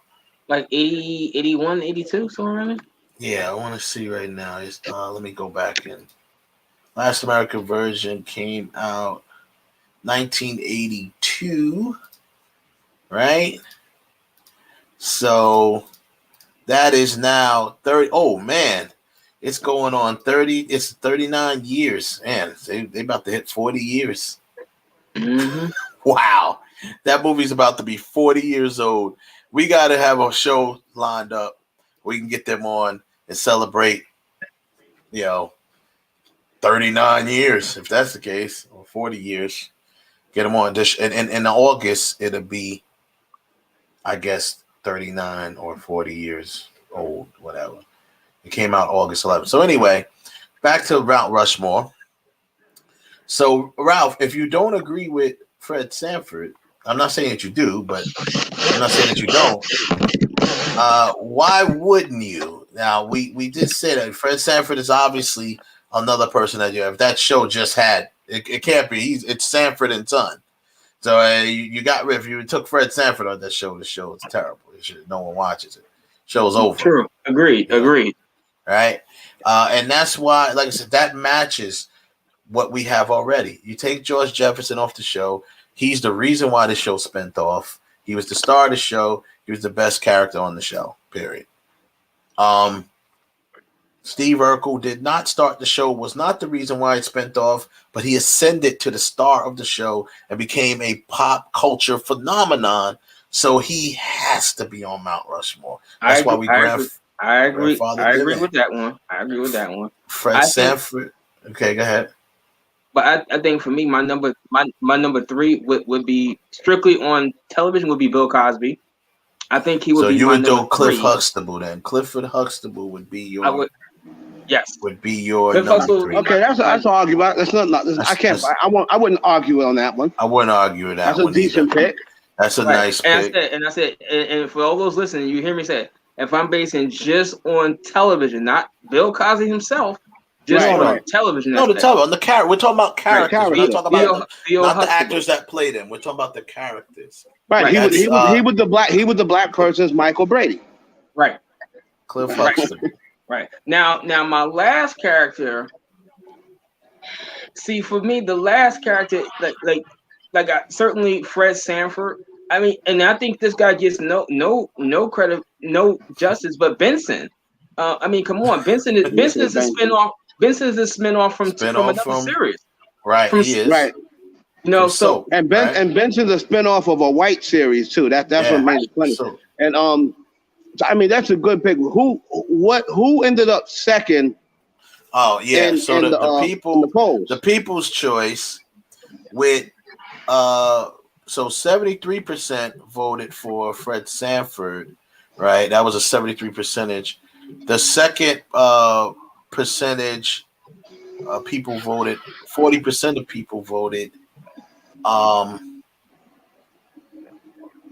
Martin Payne. Martin Payne is the people's choice. Coming in third was Cliff Huxtable. Fourth was Fresh Prince. Okay. Fifth was James Evans. Sixth was Benson. Seventh was Dwayne Wayne. All right. So and that's pretty much where we'll stop. All right. So I'm gonna say I'm gonna put Fred Sanford in, and then my fourth one is probably gonna be a surprise. But I'm putting Arnold Drummond. What? I'm putting Arnold Drummond, and I'll tell you why. Look, Joseph agreed. Joseph says, "Mr. What you talk about, Willis?" All right. I'll tell you. Arnold Drummond was another. People don't realize it, but he was another before there was really pop phenomenons. He was another one. He had his own pillows. He had his own board games, different board games. All that was because of Arnold Drummond doll. Remember, there was a doll. Arnold Drummond doll. So, even though it's a little further back, and people don't really realize how big he was, but Gary Coleman, like that character from the period, from like a 3-year span. I mean, he was like the hottest actor on TV. Yeah. And that character really, he really took that character to another level. So much that when Webster came out, as good as Webster was, a lot of them were like, "Oh, he's just copying Arnold Drummond. Yeah. He's just trying to be like Gary Coleman." So when Webster, he actually paved the way for Webster. He paved the way for Webster because Webster was a little adult, turned into a dwarf or whatever they call him, and he paved the way for him, him to be successful. And I think that him playing that role of a little black kid from Harlem that gets adopted by a white, a rich white millionaire. I mean, I think the way Arnold Drummond played off it and the way he act, he's little, so the way he act, like, wow, I like this. You know what I mean? The way he came across, it was just the character was so believable, and how he would. I mean, you're looking like that's how a little kid would act if the Black Annie. Right. And is it fair to say? I mean, I don't know the answer to this, but will we agree? Is it fair to say you remove the character of Arnold Drummond from Different Strokes? Is it fair to say if you remove that character, the show is not as good? or Of successful. Very fair. No, yeah, very fair. I mean, Yeah, very fair. and actually, to be honest with you, that's not even a question because look at the course of Different Strokes. I mean, Willis left. His sister Continued. left. Kimberly left. Miss Yep. Charlotte, Mrs. Garrett left. Charlotte Ray Garrett left. left. She went and So spent all it's facts not. of life.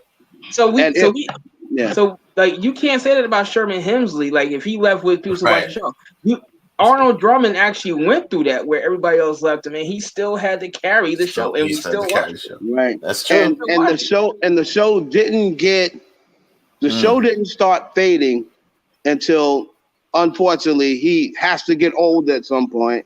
Yeah. And they could no longer sell that little kid thing. His voice started changing. He started getting facial hair. Right. And once he got older, he was no longer cute. And that's what happened with Different Strokes. But for that little bit of a period of time, the only reason because they even started not to cut you off, but they even started aging him on the show because they had to because he was starting to get they was he had a remember he was like I think he was in college and everything at some point on the show. He ended up going to college and all that, graduated high school, was in college, but he was still short. You know what I mean? So I'm gonna put him there, and I had him with the only other person that I had him neck and neck. Probably with I would probably say with Martin, but the only thing about Martin is Martin, he didn't become popular from the character of Martin. Like he was already popular. So that's the reason why it's kind of hard to say what that character did. Because like that character didn't shoot him into stardom. Right, he just it didn't shoot him into stardom. It did take he was already a star. Right. I don't know about that. I don't know about that part. I mean, it definitely helped. It definitely contributed. What shot Martin into stardom was hosting the Def Comedy Jam. And that got him the role in Martin. No, because Martin came first, then Def Comedy Jam. I thought Def Comedy Jam came first. The show Martin came first, then Def Comedy Jam. Are you sure? I'm pretty sure. You look that up. Martin came first, then Def Comedy Jam. Because Martin at that time he was mostly known beyond House Party. I mean, bit parts and Do the Right Thing. He What's Happening Now, stuff like that. But he didn't. Hold on. Look it up. Think back. I think Def Comedy Jam came first. As I'm thinking back, I think because Martin was around 92, 93. Mm-hmm. Martin came out in 92.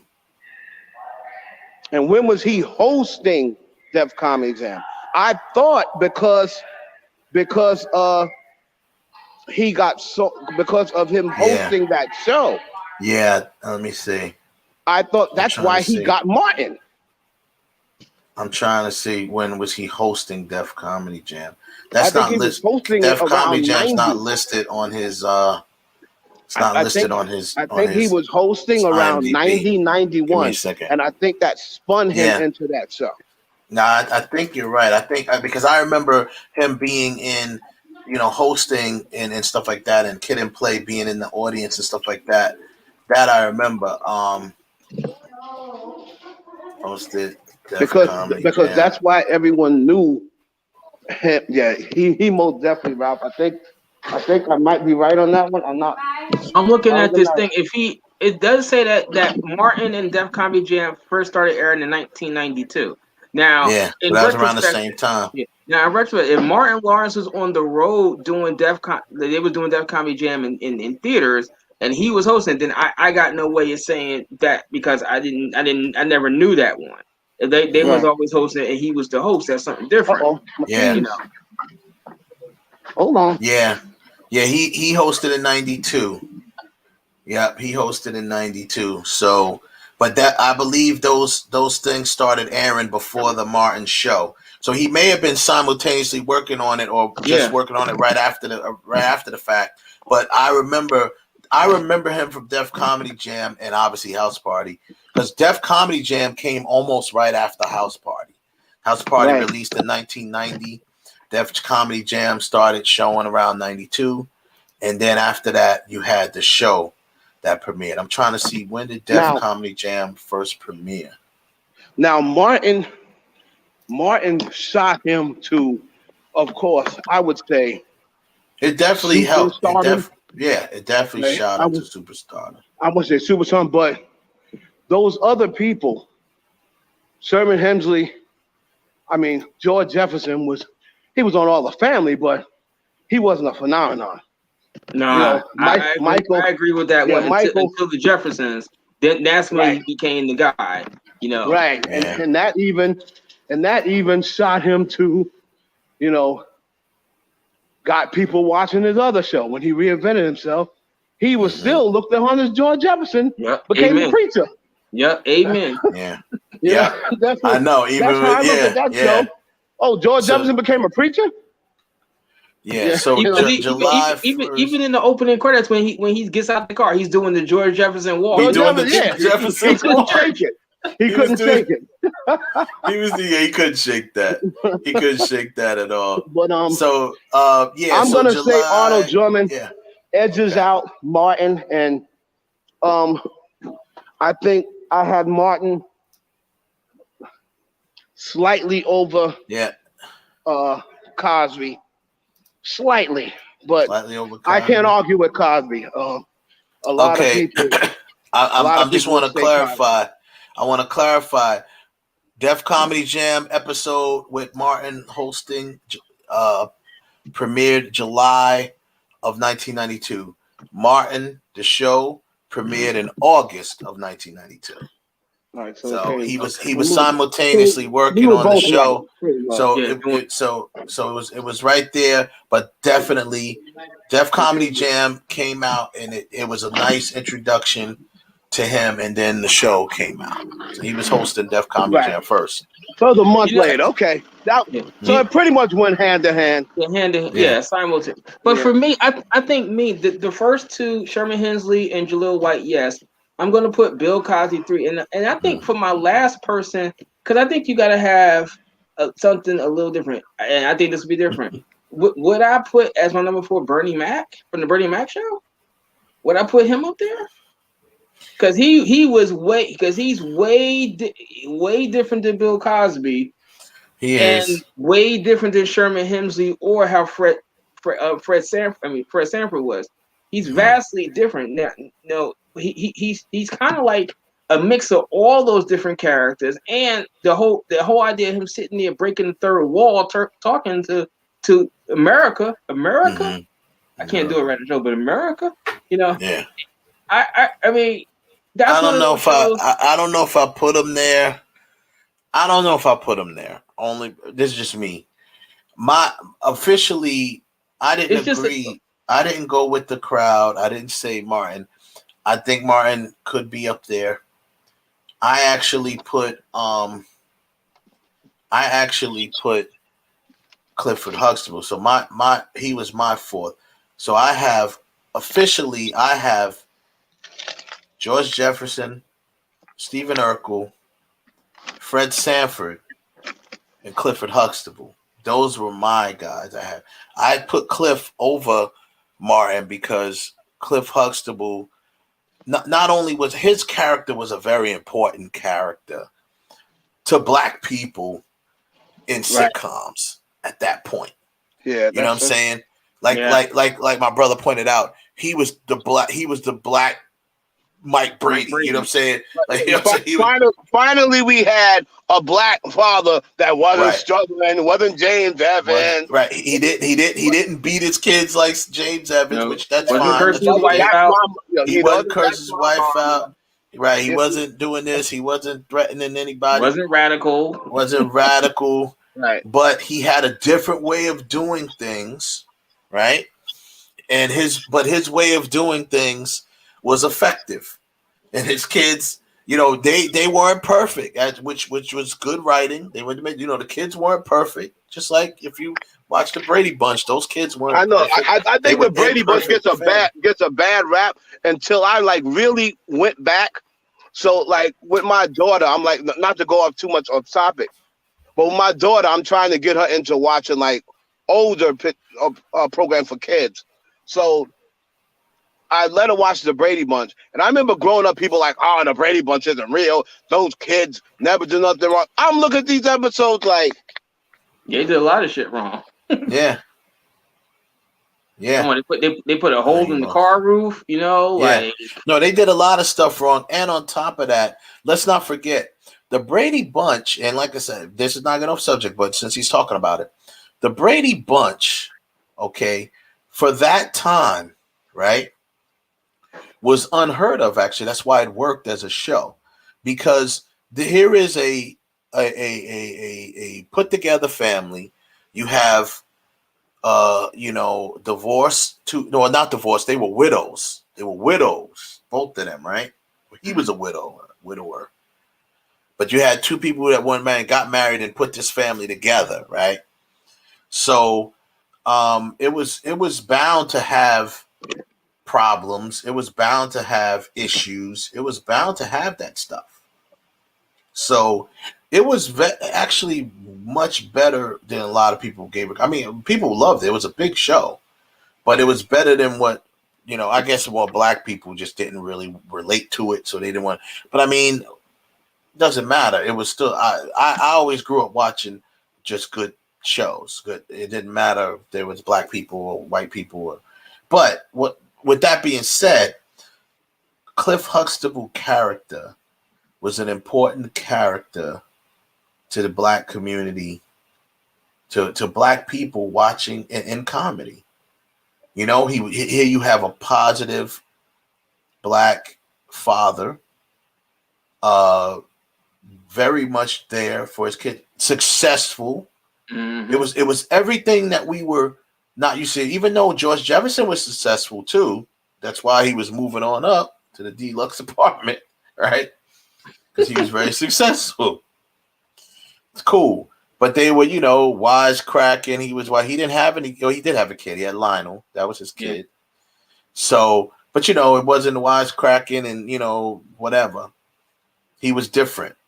So here you got Cliff Huxtable, who's different from everybody else that we've seen up until that point. Every father character, black father character.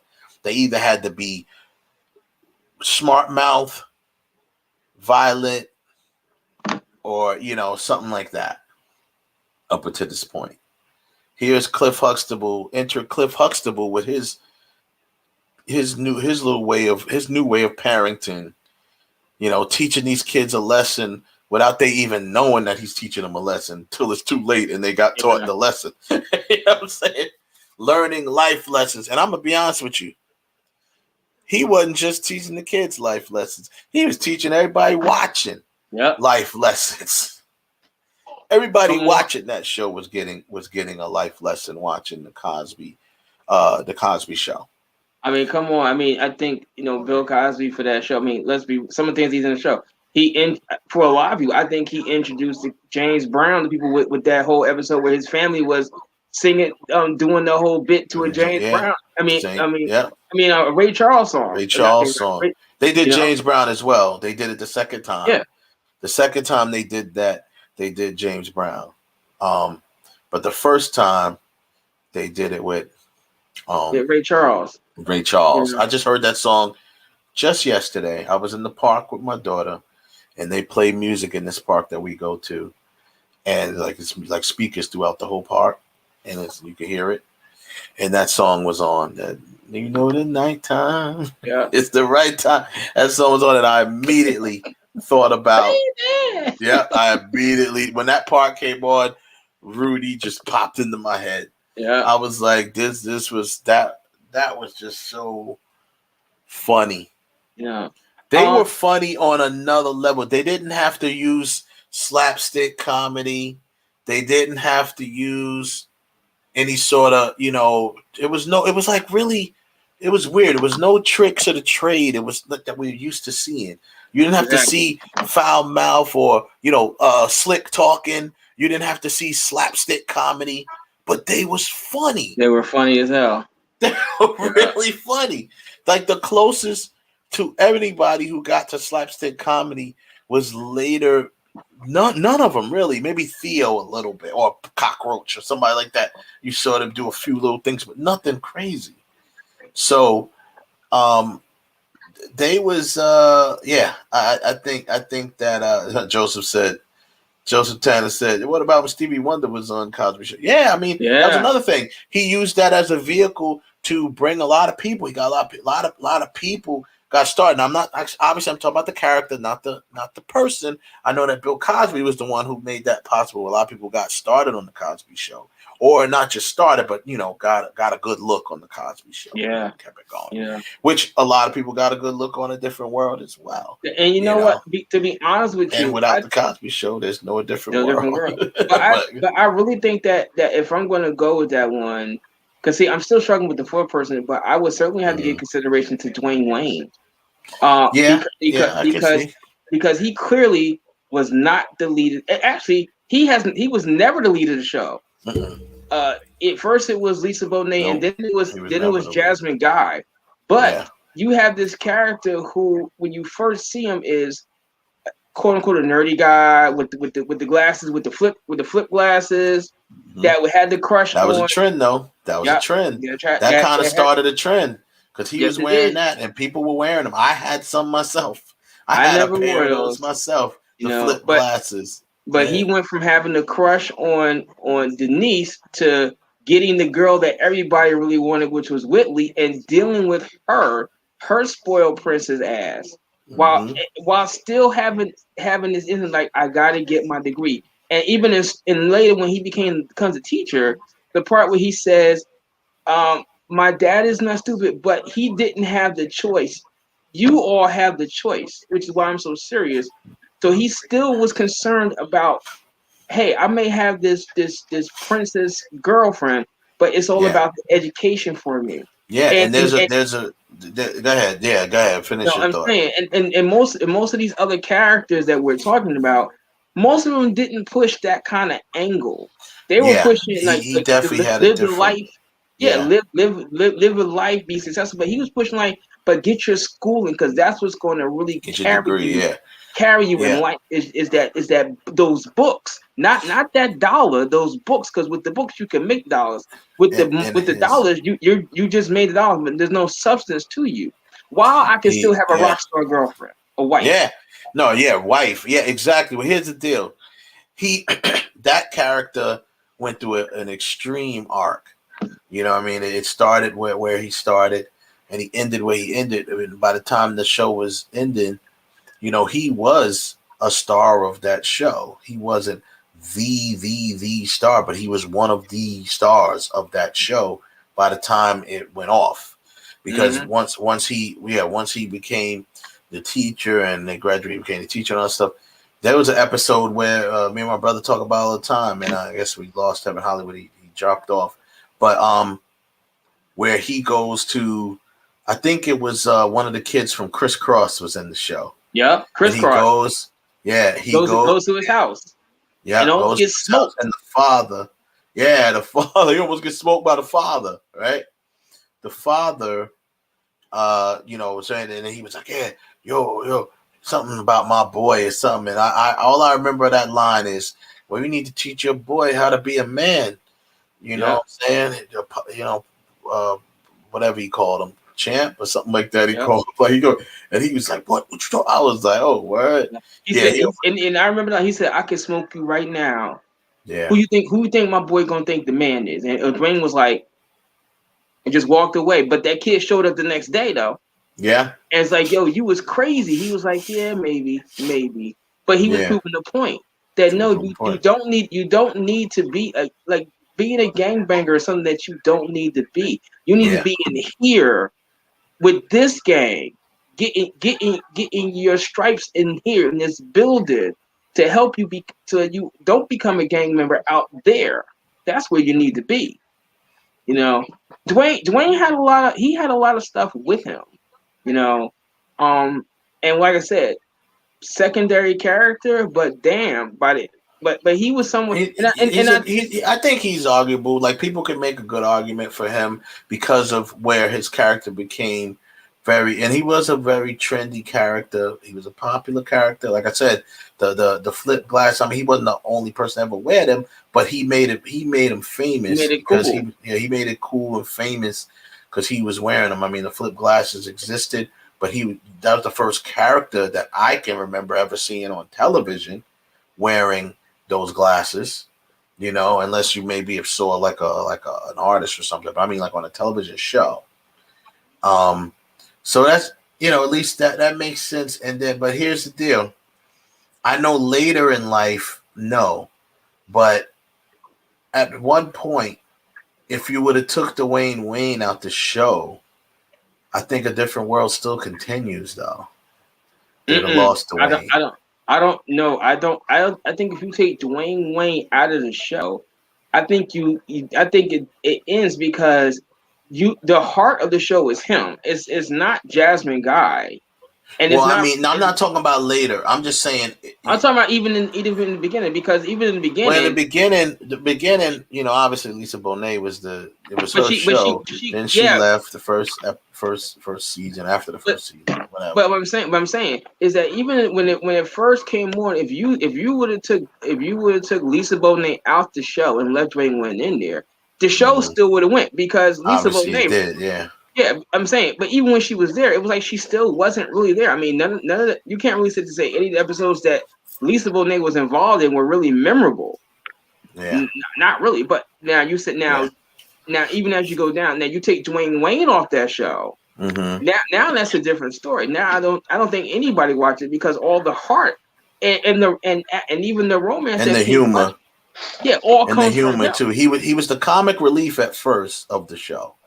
He was pretty much the comic relief of the show at first. Yeah, because it wasn't Sinbad. It wasn't Sinbad. No, because he was the comic relief of the show at first. It was Dwayne Wayne's character and Ron. Those were the two characters that were like the comic relief characters of the show. Then he became a little bit more invested and became a little bit more. His art changed, became a little bit more not serious. He was always, you know, funny, still character. But they really started writing that character more conscious, more this, you know what I mean? Like it was really, really went deep with it. So, I mean, I could see someone making an argument for Dwayne Wayne, you know what I mean? I could see people make an argument for it. My personally one is, like I said, my one is I gotta put Fred Sanford and I gotta put Cliff Huxtable because of how important that character was to black television at the time. He was not like any other father character on black television. He dealt with his kids in a different way. He didn't beat them. He did, you know, that and he wasn't even the enforcer of the family. That was Mrs. Huxtable. That was the Mrs. Huxtable. That was Claire Huxtable. She was the enforcer of the family. Which it reminded me a lot of my family. And my brother can attest to that. My mother was the enforcer of our family, not my father. My father dealt with us in other ways, and he wasn't like Cliff Huxtable. He was a yeller. He was more like George. He was more like James Evans. But he didn't. You know, he wasn't like James Evans to the point where it was like, oh my God, Dad's gonna beat us. It was mostly, at least from my experience in this family, I was the last one born. From my experience in this family, my mother had always been the enforcer. So that's why, like, watching the Huxtables in a weird way reminded me of how my family was, as far as my mother being the one that they was like, oh, everybody's like, oh, you know, my father not so much. But you know, we you know, he wasn't like Cliff Huxtable. I'm just saying. But my point is, he was different. Cliff Huxtable was different from other black father characters on television. And that's what it was. And I think he also made a template. I think Cliff Huxtable's character kind of made a template for other characters going forward. Almost definitely. Without Cliff Huxtable, you don't get Carl Winslow. You don't get Carl Winslow without Cliff Huxtable. You don't even get Michael Kyle without Cliff Huxtable, because Michael Kyle, Damon Wayans' character from My Wife and Kids, he's like very much like a Cliff Huxtable, where he is going to find some clever way to teach you a lesson.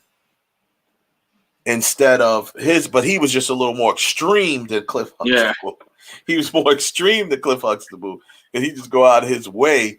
Man, my Wife and Kids, the one episode where they found that Junior was smoking weed, and they did the whole thing where they were doing all this. Man, it's going wild.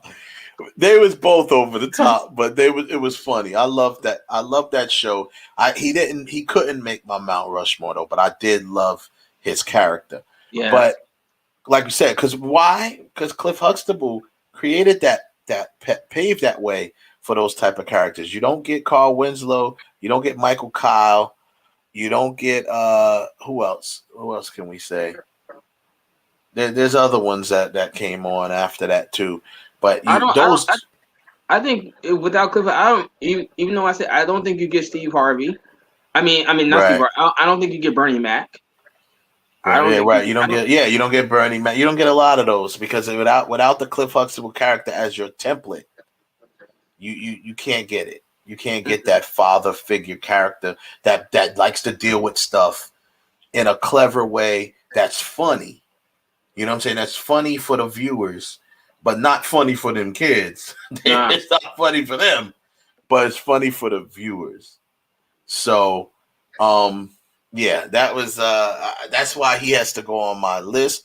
I won't fight anybody if they come with Dwayne Wayne. I won't fight anybody definitely if they come with Martin. Obviously Martin was the star of that show, so you couldn't take Martin off the show, obviously. And he did kind of do his own thing. He became very popular, and he had a lot of characters that he portrayed. But we're talking about the Martin Payne character. Was very he influenced that entire cast. Mm-hmm. That cast, Tisha Campbell took that with her to other shows. As far as like she learned a lot, as an actor, she learned a lot from him. But that character drove that show. But I just don't think he makes not my Mount Rushmore. Mm-hmm. But the people say he does. So. That's that. The next time around, we'll do females. We'll do the same thing. That's gonna be a good one. Black sitcoms, female characters. Black sitcom. Well, I think for that one, the two certain locks are Isabella Sanford and Felicia Rashad. I think they are. Felicia Rashad is definitely grandfather. You think Weezy is grandfather then? Yeah. Wow. I'm gonna definitely say Felicia Rashad. Claire Huxtable, I think, gets grandfathered in.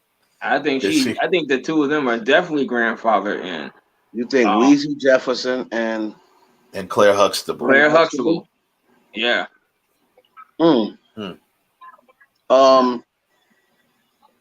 Now later, there's a whole other bunch of people. There's a whole lot of them. There's a whole lot of characters. I'm taking Pam. I'm taking Pam over Gina. For the ass. Is Weezy grandfathered in and damn not? They're still saying damn to this day. Florida Evans. Yes, that is true. I think I put Florida Evans over Weezy. Nah, the only reason the reason why I said that because that show. Don't get me wrong, I love Isabel Sanford, and she definitely was the other driving force of that show. However, I believe that that show really survived from George Jefferson and the Maid. They drove that show. I might put it, but however, I will say this. I might put Florence before I put Weezy. That's the fair argument. However, as far as Linda, Mrs. Evans, let's be real. Linda, she left the show, and the show went on without her. Yeah, that's that a is fact. true. That's a serious. That's a serious fact. Same drawback. thing with James Evans. So you may have to take something. She may lose some points for that. So we're probably underestimating JJ. Yeah, Yeah. he was the only one who should be Willona. Maybe it should be Willona. Yeah, maybe we fair for Willona. Don't ask Jimmy Walker that. Don't tell Jimmy Walker. Jimmy Walker thinks that Willona was a non-factor. He said that. He said that out of his own mouth. Yeah, them two don't click. Them two don't get along. He said he doesn't really get along with any of them. No. None of them really got along with Jimmy Walker. None of them really got along with Jimmy Walker. Jimmy Walker's cocky. He's pompous. He's always been conservative. I like it. He's conservative. Yeah, and none of them like him. And he's a conservative, so that probably throws into the that goes in the mix of why they probably don't like him. I'm just saying, like, right. But Claire Huxtable, I would agree with. Huxtable, I think right now she's the only one I'm grandfathered. Yeah, I might have to think about that one. Claire Huxtable, certainly. She's the only one. She is. We'll think about it for the next go round of it. But Claire Huxtable, I believe, is unanimously grandfathered in. I can't think of anyone else right out the gate. What about Moesha?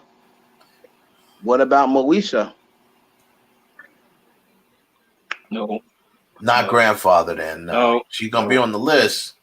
She's gonna be on the list because I'm gonna make a list just like I did this one. I'm gonna make a poll for the best female black sitcom female characters. Whitley's gonna be on the list. I don't know if she's grandfathered in, but she's gonna be on the list. Whitley's definitely on the list. I certainly would put on that list Pam. Pam goes on the list just for to go back to her and Martin Lawrence. Pam, what about Gina though? Well, Gina Gina got to be on the list too. Gina is on the list, but I think Pam. The more I think about it, had the better stuff than Gina. The more I think about it, Florence might be. You might have the grandfather in Florence. She may still be on the list, though. She may still be on Mount Rushmore. But I'm just saying that does take a few points away from her. The fact that the show did continue without her.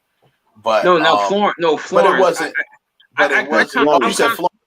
Yeah, I'm kind of agreeing with that one. I think Florence should be grandfather on Florence from the Jeffersons. You mean? Yeah, because she was like the stabilizing person on that show. Because I'm gonna tell you one thing, and I'm gonna cut you off, Ralph. But I'm gonna tell you one thing. Even though it went on, see, there's a difference between show going on and your show taking a hit. When she left that show took a hit. The Jefferson took a hit in the ratings when they had to bring her back. Yeah, they had to bring her back. So that's a factor you got to keep in. That's a factor. Yes. So she may get grandfathered in. Florence from the Jeffersons. She went that spent her off her own show. Yeah. Mm-hmm. Yeah. I mean, she wasn't Florence in that show, but her work on the show. It's always everyone's considered her that, but technically she wasn't. I mean, that work from her work on that show got her own show, but the character didn't spin off to their own show. Right. So we'll get at that the next go round. I think that's going to be good because there's a lot of people that's going to be on the list. All those people we mentioned will be on the list. Then you got to throw in, Jack Hayes, could go on there. She's a pretty, her character was pretty impactful to the show, 227, and then she went on to the other show, Sister, right? Yeah. Mm-hmm. But we got to get her character though. Yeah, she pretty much is the same character, but she wasn't. Regine, do you put Regine on that list? Regine. No, I don't put Regine. On Mount Rushmore, no. No, I mean on the list. On the list. You put her on the list. Well, I think I got to put Tootie if I'm going to put Kim. Right, I got to put Tootie more than I go with Tootie more than Kim. Regine. Kim Fields' character in Facts of Life. In Facts of Life, yeah. Yeah, but that's teenage Kim Fields, whereas Regina's adult. I know, but I mean, it's just a character. I don't think she drove. I don't think her character drove that show. That show, yeah. Oh, that character, anyone could have played that character. Yeah, that was anyone could have played that character. Although I did like her character better. I'm not gonna lie. I liked her character, but I'm just saying because Regine was like a younger version of Jack A. Yeah. Smooth. Yeah. If it makes sense. Yeah. That makes sense. That makes a lot of sense. But if I'm gonna pick a Kim Fields character to put on there, I'm going with Tootie on the list. Now she ain't gonna make Mount Rushmore to me, but I'm just saying if I'm gonna put her on the list, there's a lot of other people on that list though.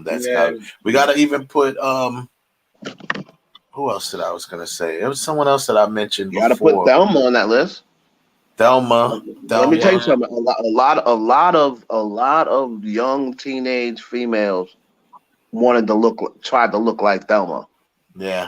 Yeah, that's true. She brought that black beauty to television, boy. Because she's still beautiful. Oh yeah, she can still get it. She can still get it today. She's damn near 70. I don't care. She's in her 50s. He said, "I don't care." Get it, burn that stand. Get it today. All you gotta say, I just need it. Okay, let's go. Okay, let's go. She killed it. So she really had that going. And then you got I guess you could put Laura Winslow could be in the list. Yeah, Laura Winslow would be on that list. Because she, other than Steve, she was, Steve was the main people in the show, even later in the show, when Steve ascended to the main character, then they really kind of kept Carl up there too, Carl Winslow. But obviously for females, Laura Winslow. You have to go with like people like that and some of the love interests of these people that was in these shows. We forgot to put on the list for the men. Didn't mention Rerun. Now I was thinking about that one Rerun, and like I was going to ask, like he definitely. Did you add Shirley? Was like, really like for the women? Did you add Shirley? Did you add Shirley? I think from that show though, I'd probably put D because like D was like the young blow up spots like little sisters. She was definitely the little sister blow up your spot. I'm telling Mama. I'm gonna tell Mama. Yeah. I got with that show. I'll tell you one thing about that show. That show just wasn't that good. Like that was not a great show. What's happening? That's not a great show.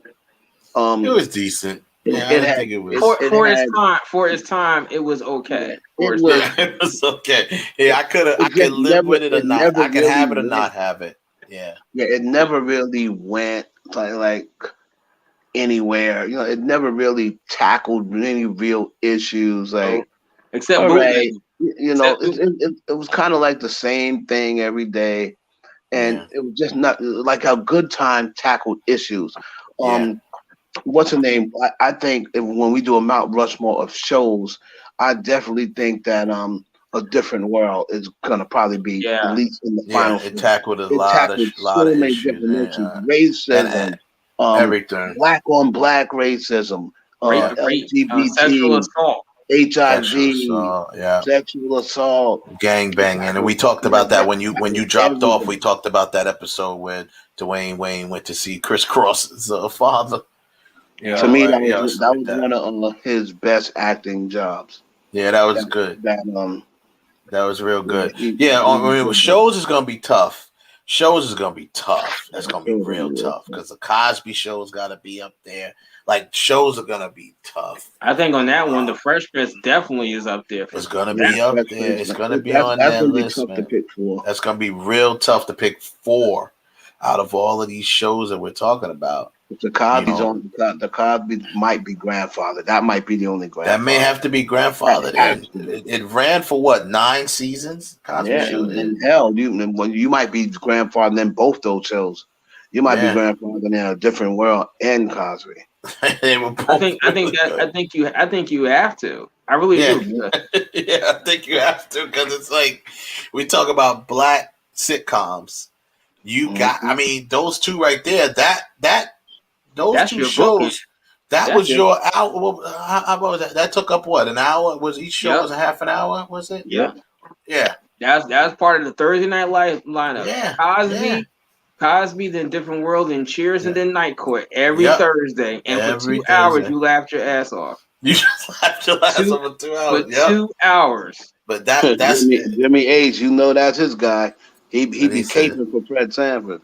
Yeah, he said there. You know, Fred G. Sanford is up there. I gotta get out of here, guys. Thanks for having me. G stands for great. Yeah. All right. Thanks for coming on. Yes, sir. All right, Ralph. Later, man. Be safe. Yeah. So we're about to wrap up the show anyway, but James says Fred G. Sanford, and the G is for great. Sanford for great. Well, that's gonna be on there too. I mean, now we're talking when we do the we're gonna do the females next, and then from that we'll do the shows.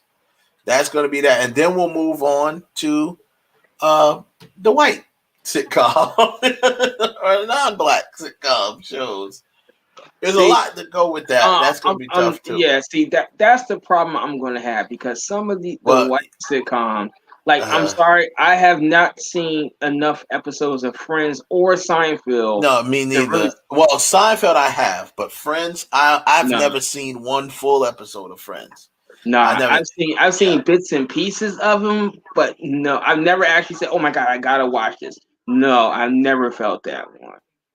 I think the only sitcom in recent memory I say I gotta watch it is really the one I'm looking at right now, The Big Bang Theory. That would be grandfathered in on anybody's list. That show. The Big Bang. Oh, by the way, Ralph, Jimmy Ace asked, did Ralph watch Justice League? You're too late. I'm not telling that story again. No, he didn't. But this is all we're gonna put. We're just gonna put this up here. This is your answer, Jimmy Ace. This is the new. It's at least maybe till next week, because he claims he's gonna watch Justice League. You gonna watch that or you just watching Justice League? I got business to do out of state this weekend, so I may not get to see Kong. But what I will say is this: where I have to go down to Maryland for a few days. The hotel I'm staying in, they have a huge movie theater, like basically right across the parking lot. It's called the Rocket Theaters. If it is open, I will go in there to go see Godzilla vs Kong. I really will. Well, that's good. That's a nice treat for yourself if you do it. But until then, this is the Ralph meme for not watching. It's a damn shame, man. Justice League. We got to hit him with the. That's the face that you make while he's telling his story, even though it was a valid story, a good story. But this is the face you make during that story, because you just want to get to the heart of the story. Means the moral of the story is he didn't watch Justice League. Let me just say, man, that is some bullshit. This Martin meme. He said a Martin face is perfect for this situation. That's okay, cause now I gotta come up with memes for you and everybody else. When y'all be doing stuff, I'm like, that is so funny. You lucky.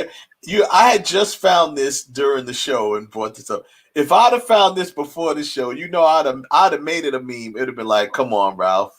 That's what it would have said. It'd have been like, "Come on, Ralph." So that's the "Come on, Ralph" meme right there. But that's a damn shame. That's all I'm saying. Oh man, but yeah, when we get to the show, I think Big Bang Theory is probably gonna be on my Mount Rushmore. But honestly, you got to think about there's a lot. Three's Company, right? Happy Days.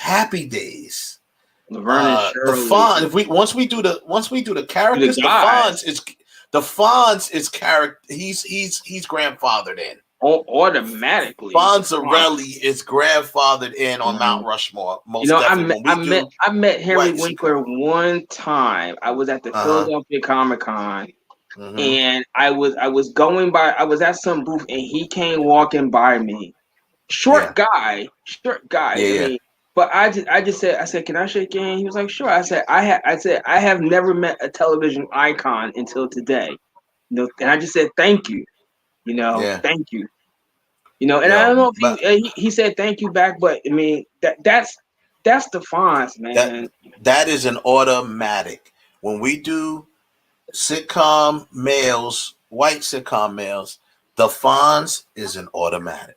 There's no question. There's no arguing. Nothing. He goes on Mount Rushmore. There is not one person out there watching this show now or later that can come up with a legitimate argument to sit there and say why Henry Winkler is not grandfathered. Is not grandfathered. Not one. There's not one person that can argue that. You could argue almost everything else, but you cannot argue that character. You can argue Jack Tripper. You can argue Mork. You can argue that's another one of the That's another one of those characters that when you take them away from the show takes a big hit. Yep. The show takes a big hit. And I mean, you know who else I might have to grandfather in though, my friend? Gilligan. I think Gilligan, he's going to be on my Mount Rushmore. Fonz and Gilligan are my two that I'm grandfathering in on Mount Rushmore. First of all, it's Gilligan's Island, right? Yeah. But besides the point, even if it wasn't called Gilligan's Island, if it was called The Castaways, that show would be nothing. He still would have stood out without Gilligan. Yeah, that show would be nothing without Gilligan. So even if it was just called Castaways, right? Now let me ask you a question. Now, with that being said, what do you feel about Jack Nicklaus and Tony Randall for The Odd Couple? If you take the two of them out and replace them with somebody else, do we get The Odd Couple? I don't think so. Those two. How could I forget someone that got to be Jackie Gleason? Jackie Gleason got to go. Yeah, he's definitely. I was just thinking about that too. Jackie Gleason, Ralph Cramden. We do the character. Ralph Cramden. Wow, I've already damn near got my Mount Rushmore. Yep. I got Ralph Cramden. I got the Fonz, and for me, I said who was the other person I said? Bob Denver. Bob. Yeah, and Bob Denver. Gilligan. Right. Gilligan also became a phenomenon. I believe they had a Gilligan Island's toys, and they had a Gilligan doll and stuff like that. Spin-off movies. I mean, yeah, they had all types of stuff. So Ralph Cramden, most definitely, he's just that dude. Is just he's the guy. Forget about it. He's that dude. He's that dude, man. And, he his show was just You have to put Ralph Cramden. Yeah, character. That's great. That's what I'm saying on the Mount Rushmore. That show, and the reason why, for no other reason. First of all, we all know that Jackie Gleason carried that show, even though the other characters were funny. But Jackie Gleason did carry the show. Ralph Cramden was the heart of that show, the main part of the show. Now, I've never, including The Odd Couple, because I love The Odd Couple, I've never watched a comedy where we're talking about the shows that they put out, every single episode was stomach splitting funny. And I might throw The Odd Couple up there. Maybe The Odd Couple. That might be the only one that I could think of. The Big Bang Theory episode. The Big Bang Theory, the first 9.5 seasons, yes. The last couple of them, some of the episodes were they were like it's just a filler to finish out the run. So, I mean, it was very hit or miss. And the same thing for Three's Company, Laverne and Shirley. It got like that, yeah. Now, wait a minute. I take that back. The only other show that I can sit there and say that I thought was absolutely funny is Night Court. Yeah. But that's an ensemble. And speaking of shows, since you said Night Court, that's an ensemble. But I also would someone on the list would be Sam Malone would be on that list. Ted Danson. Yeah, Ted Danson's Sam Malone character would be on that list because Sam Malone, he was like that. He was that dude, man. I remember when he was a gigolo.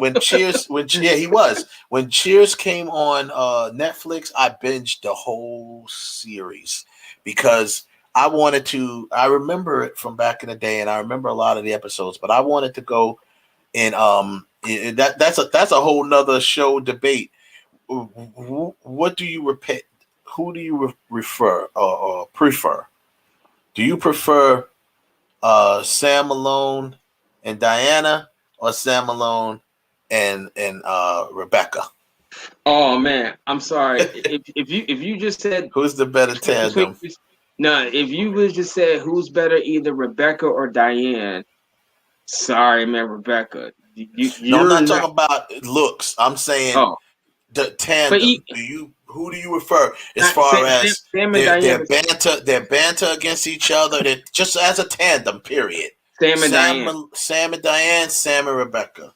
Sam and Diane. Their banter to me was better, because it was Sam trying to get her in bed, and she was like, no. And Diane is very stuffy, very stuffy. Right. But you see that she's being worn down, and in essence, he's being raised up to her level, so to speak. Yeah. Whereas with Rebecca, it was just when you see it, he's like, holy crap.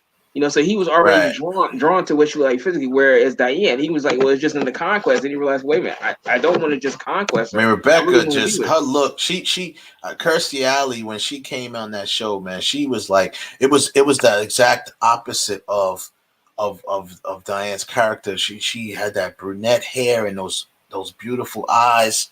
Like Kirstie Alley looked like she could pierce through your soul when she look at you. You know what I mean? Like, she had this look about her. She's like, holy crap. Gorgeous. Yeah, she's just gorgeous, man. And yo, man, best one of the best parts of Star Trek 2 is her. When she's like, you just looking at it, it's like, man, I need a Vulcan chick. Like, you need a Vulcan chick, yeah.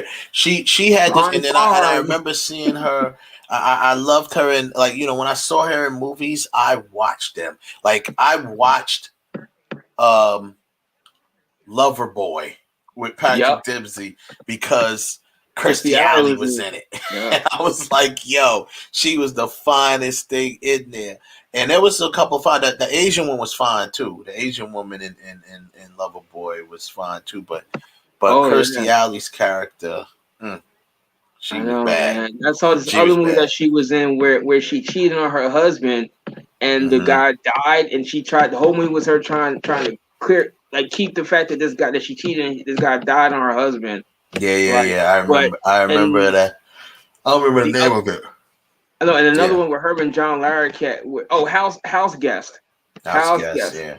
I remember. Hell, I even liked her in Look Who's Talking. Yep. You know what I mean? Like, she's just gorgeous. She's just really gorgeous.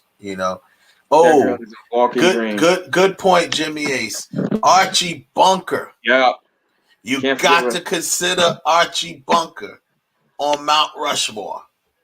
No matter what people thought about the character. But he was Archie Bunker was the original savage character. Yep. He was a savage. It did not care.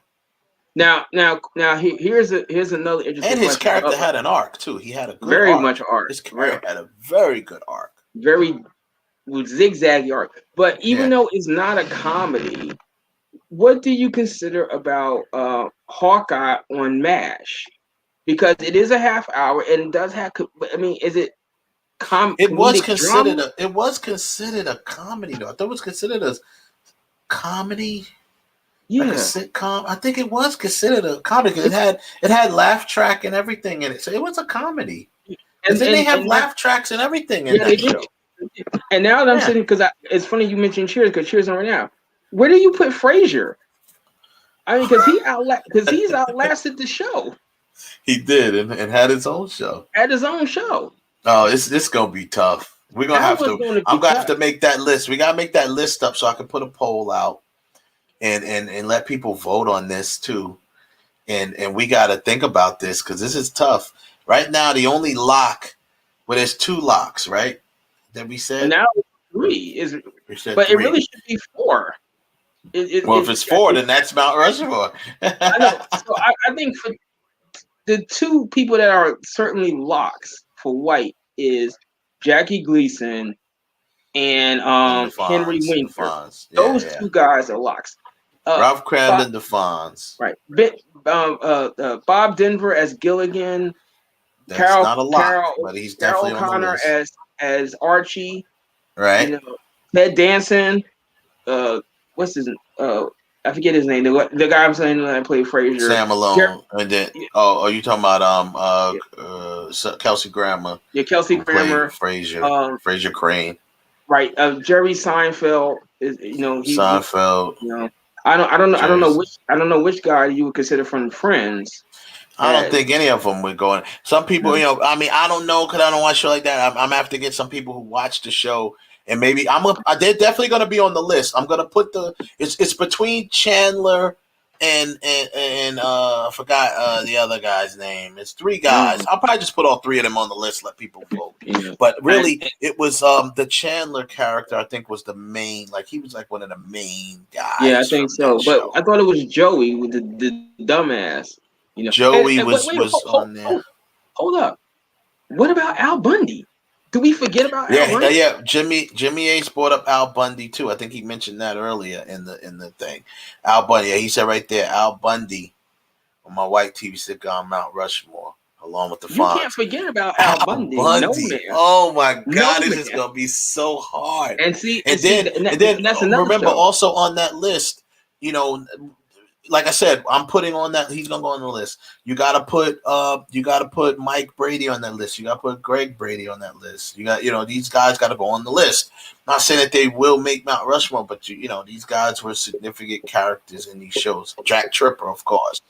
Yeah, Jack Tripper definitely gotta go on there. And me personally, he's one of my favorite sitcom characters ever. The Jack Tripper. Number one, he's living the dream. Living with two women, especially for that. It's partial. It's because he ain't sleeping with partial them. Dream. Partial dream. It's partial living the dream. But let's not forget they changed the direction of that show drastically.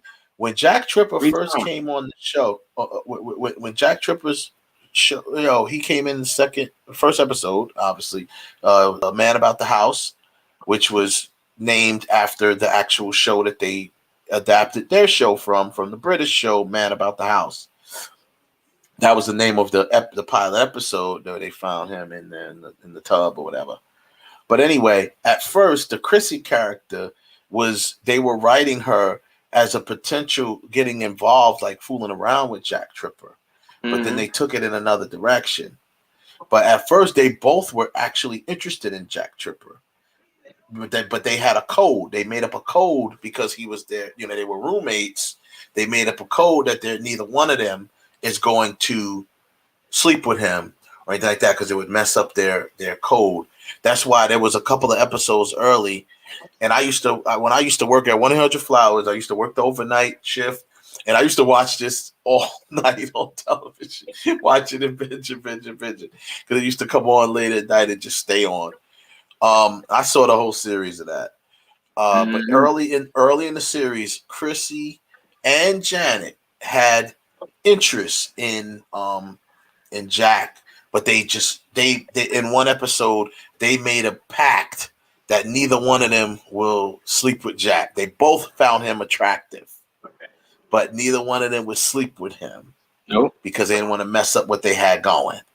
And then there was a couple of episodes where Janet thought Chrissy broke that pact, and she was pissed. She was actually ready to move out or kick Jack out or whatever, because she was like, "Yo, you broke it." She thought Chrissy slept with Jack. She thought they broke the pact. So, but Jack Tripper, whew, that was my dude, man.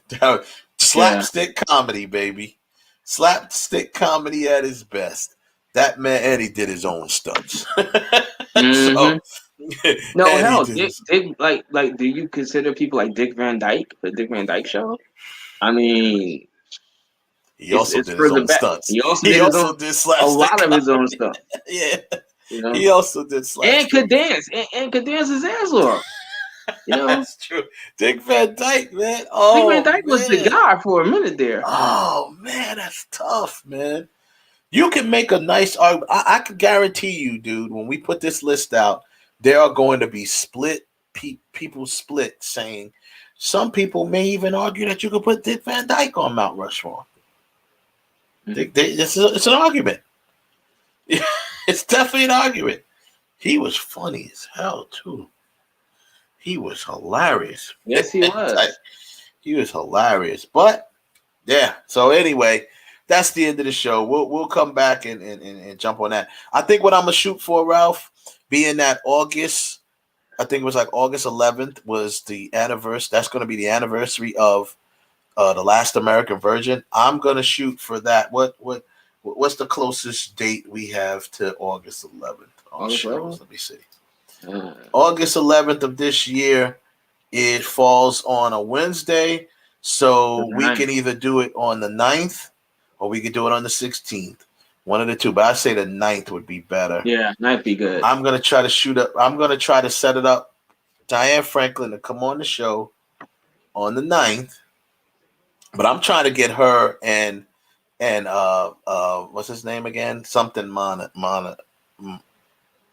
what the hell was his name again? Yeah, I'm looking at it right now. Monison. Yeah, Lawrence Monison. Yeah. Monison.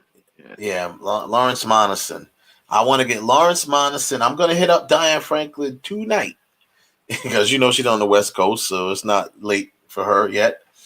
I'm going to hit her up tonight and ask her if we can get, and it doesn't have to, if I can get her sooner, we'll get him sooner, but I'm going to ask her to reach out to Lawrence Monison or give me a contact that I can reach out to him and I'll see if I can get him on the show.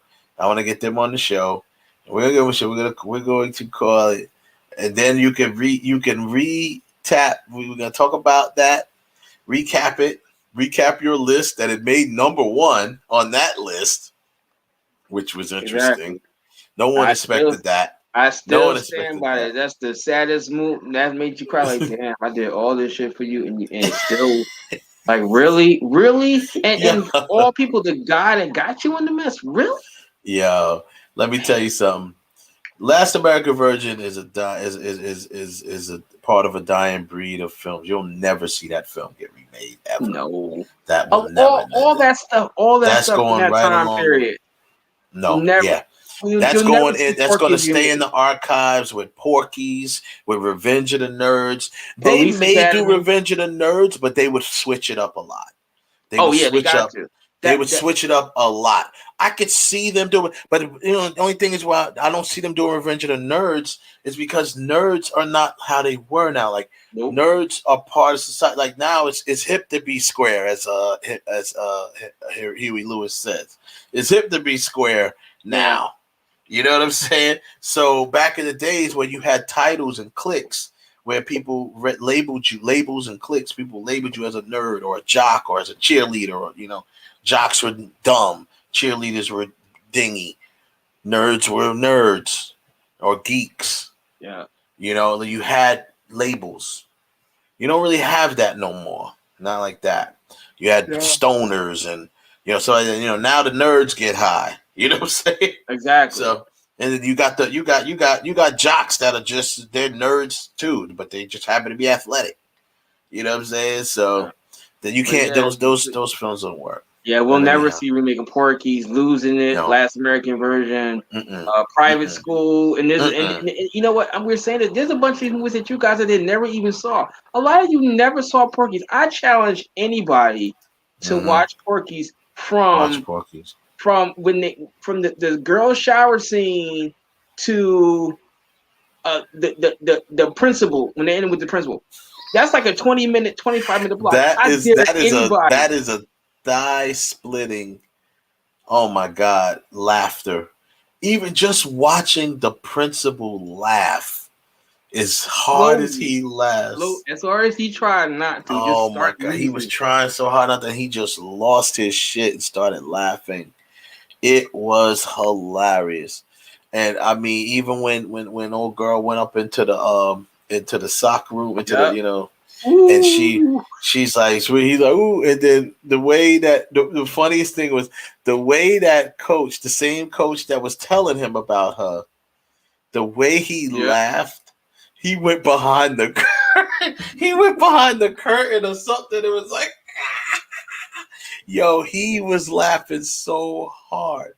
It was hilarious. Like, you know, when you just see somebody, this dude was laughing like a hyena.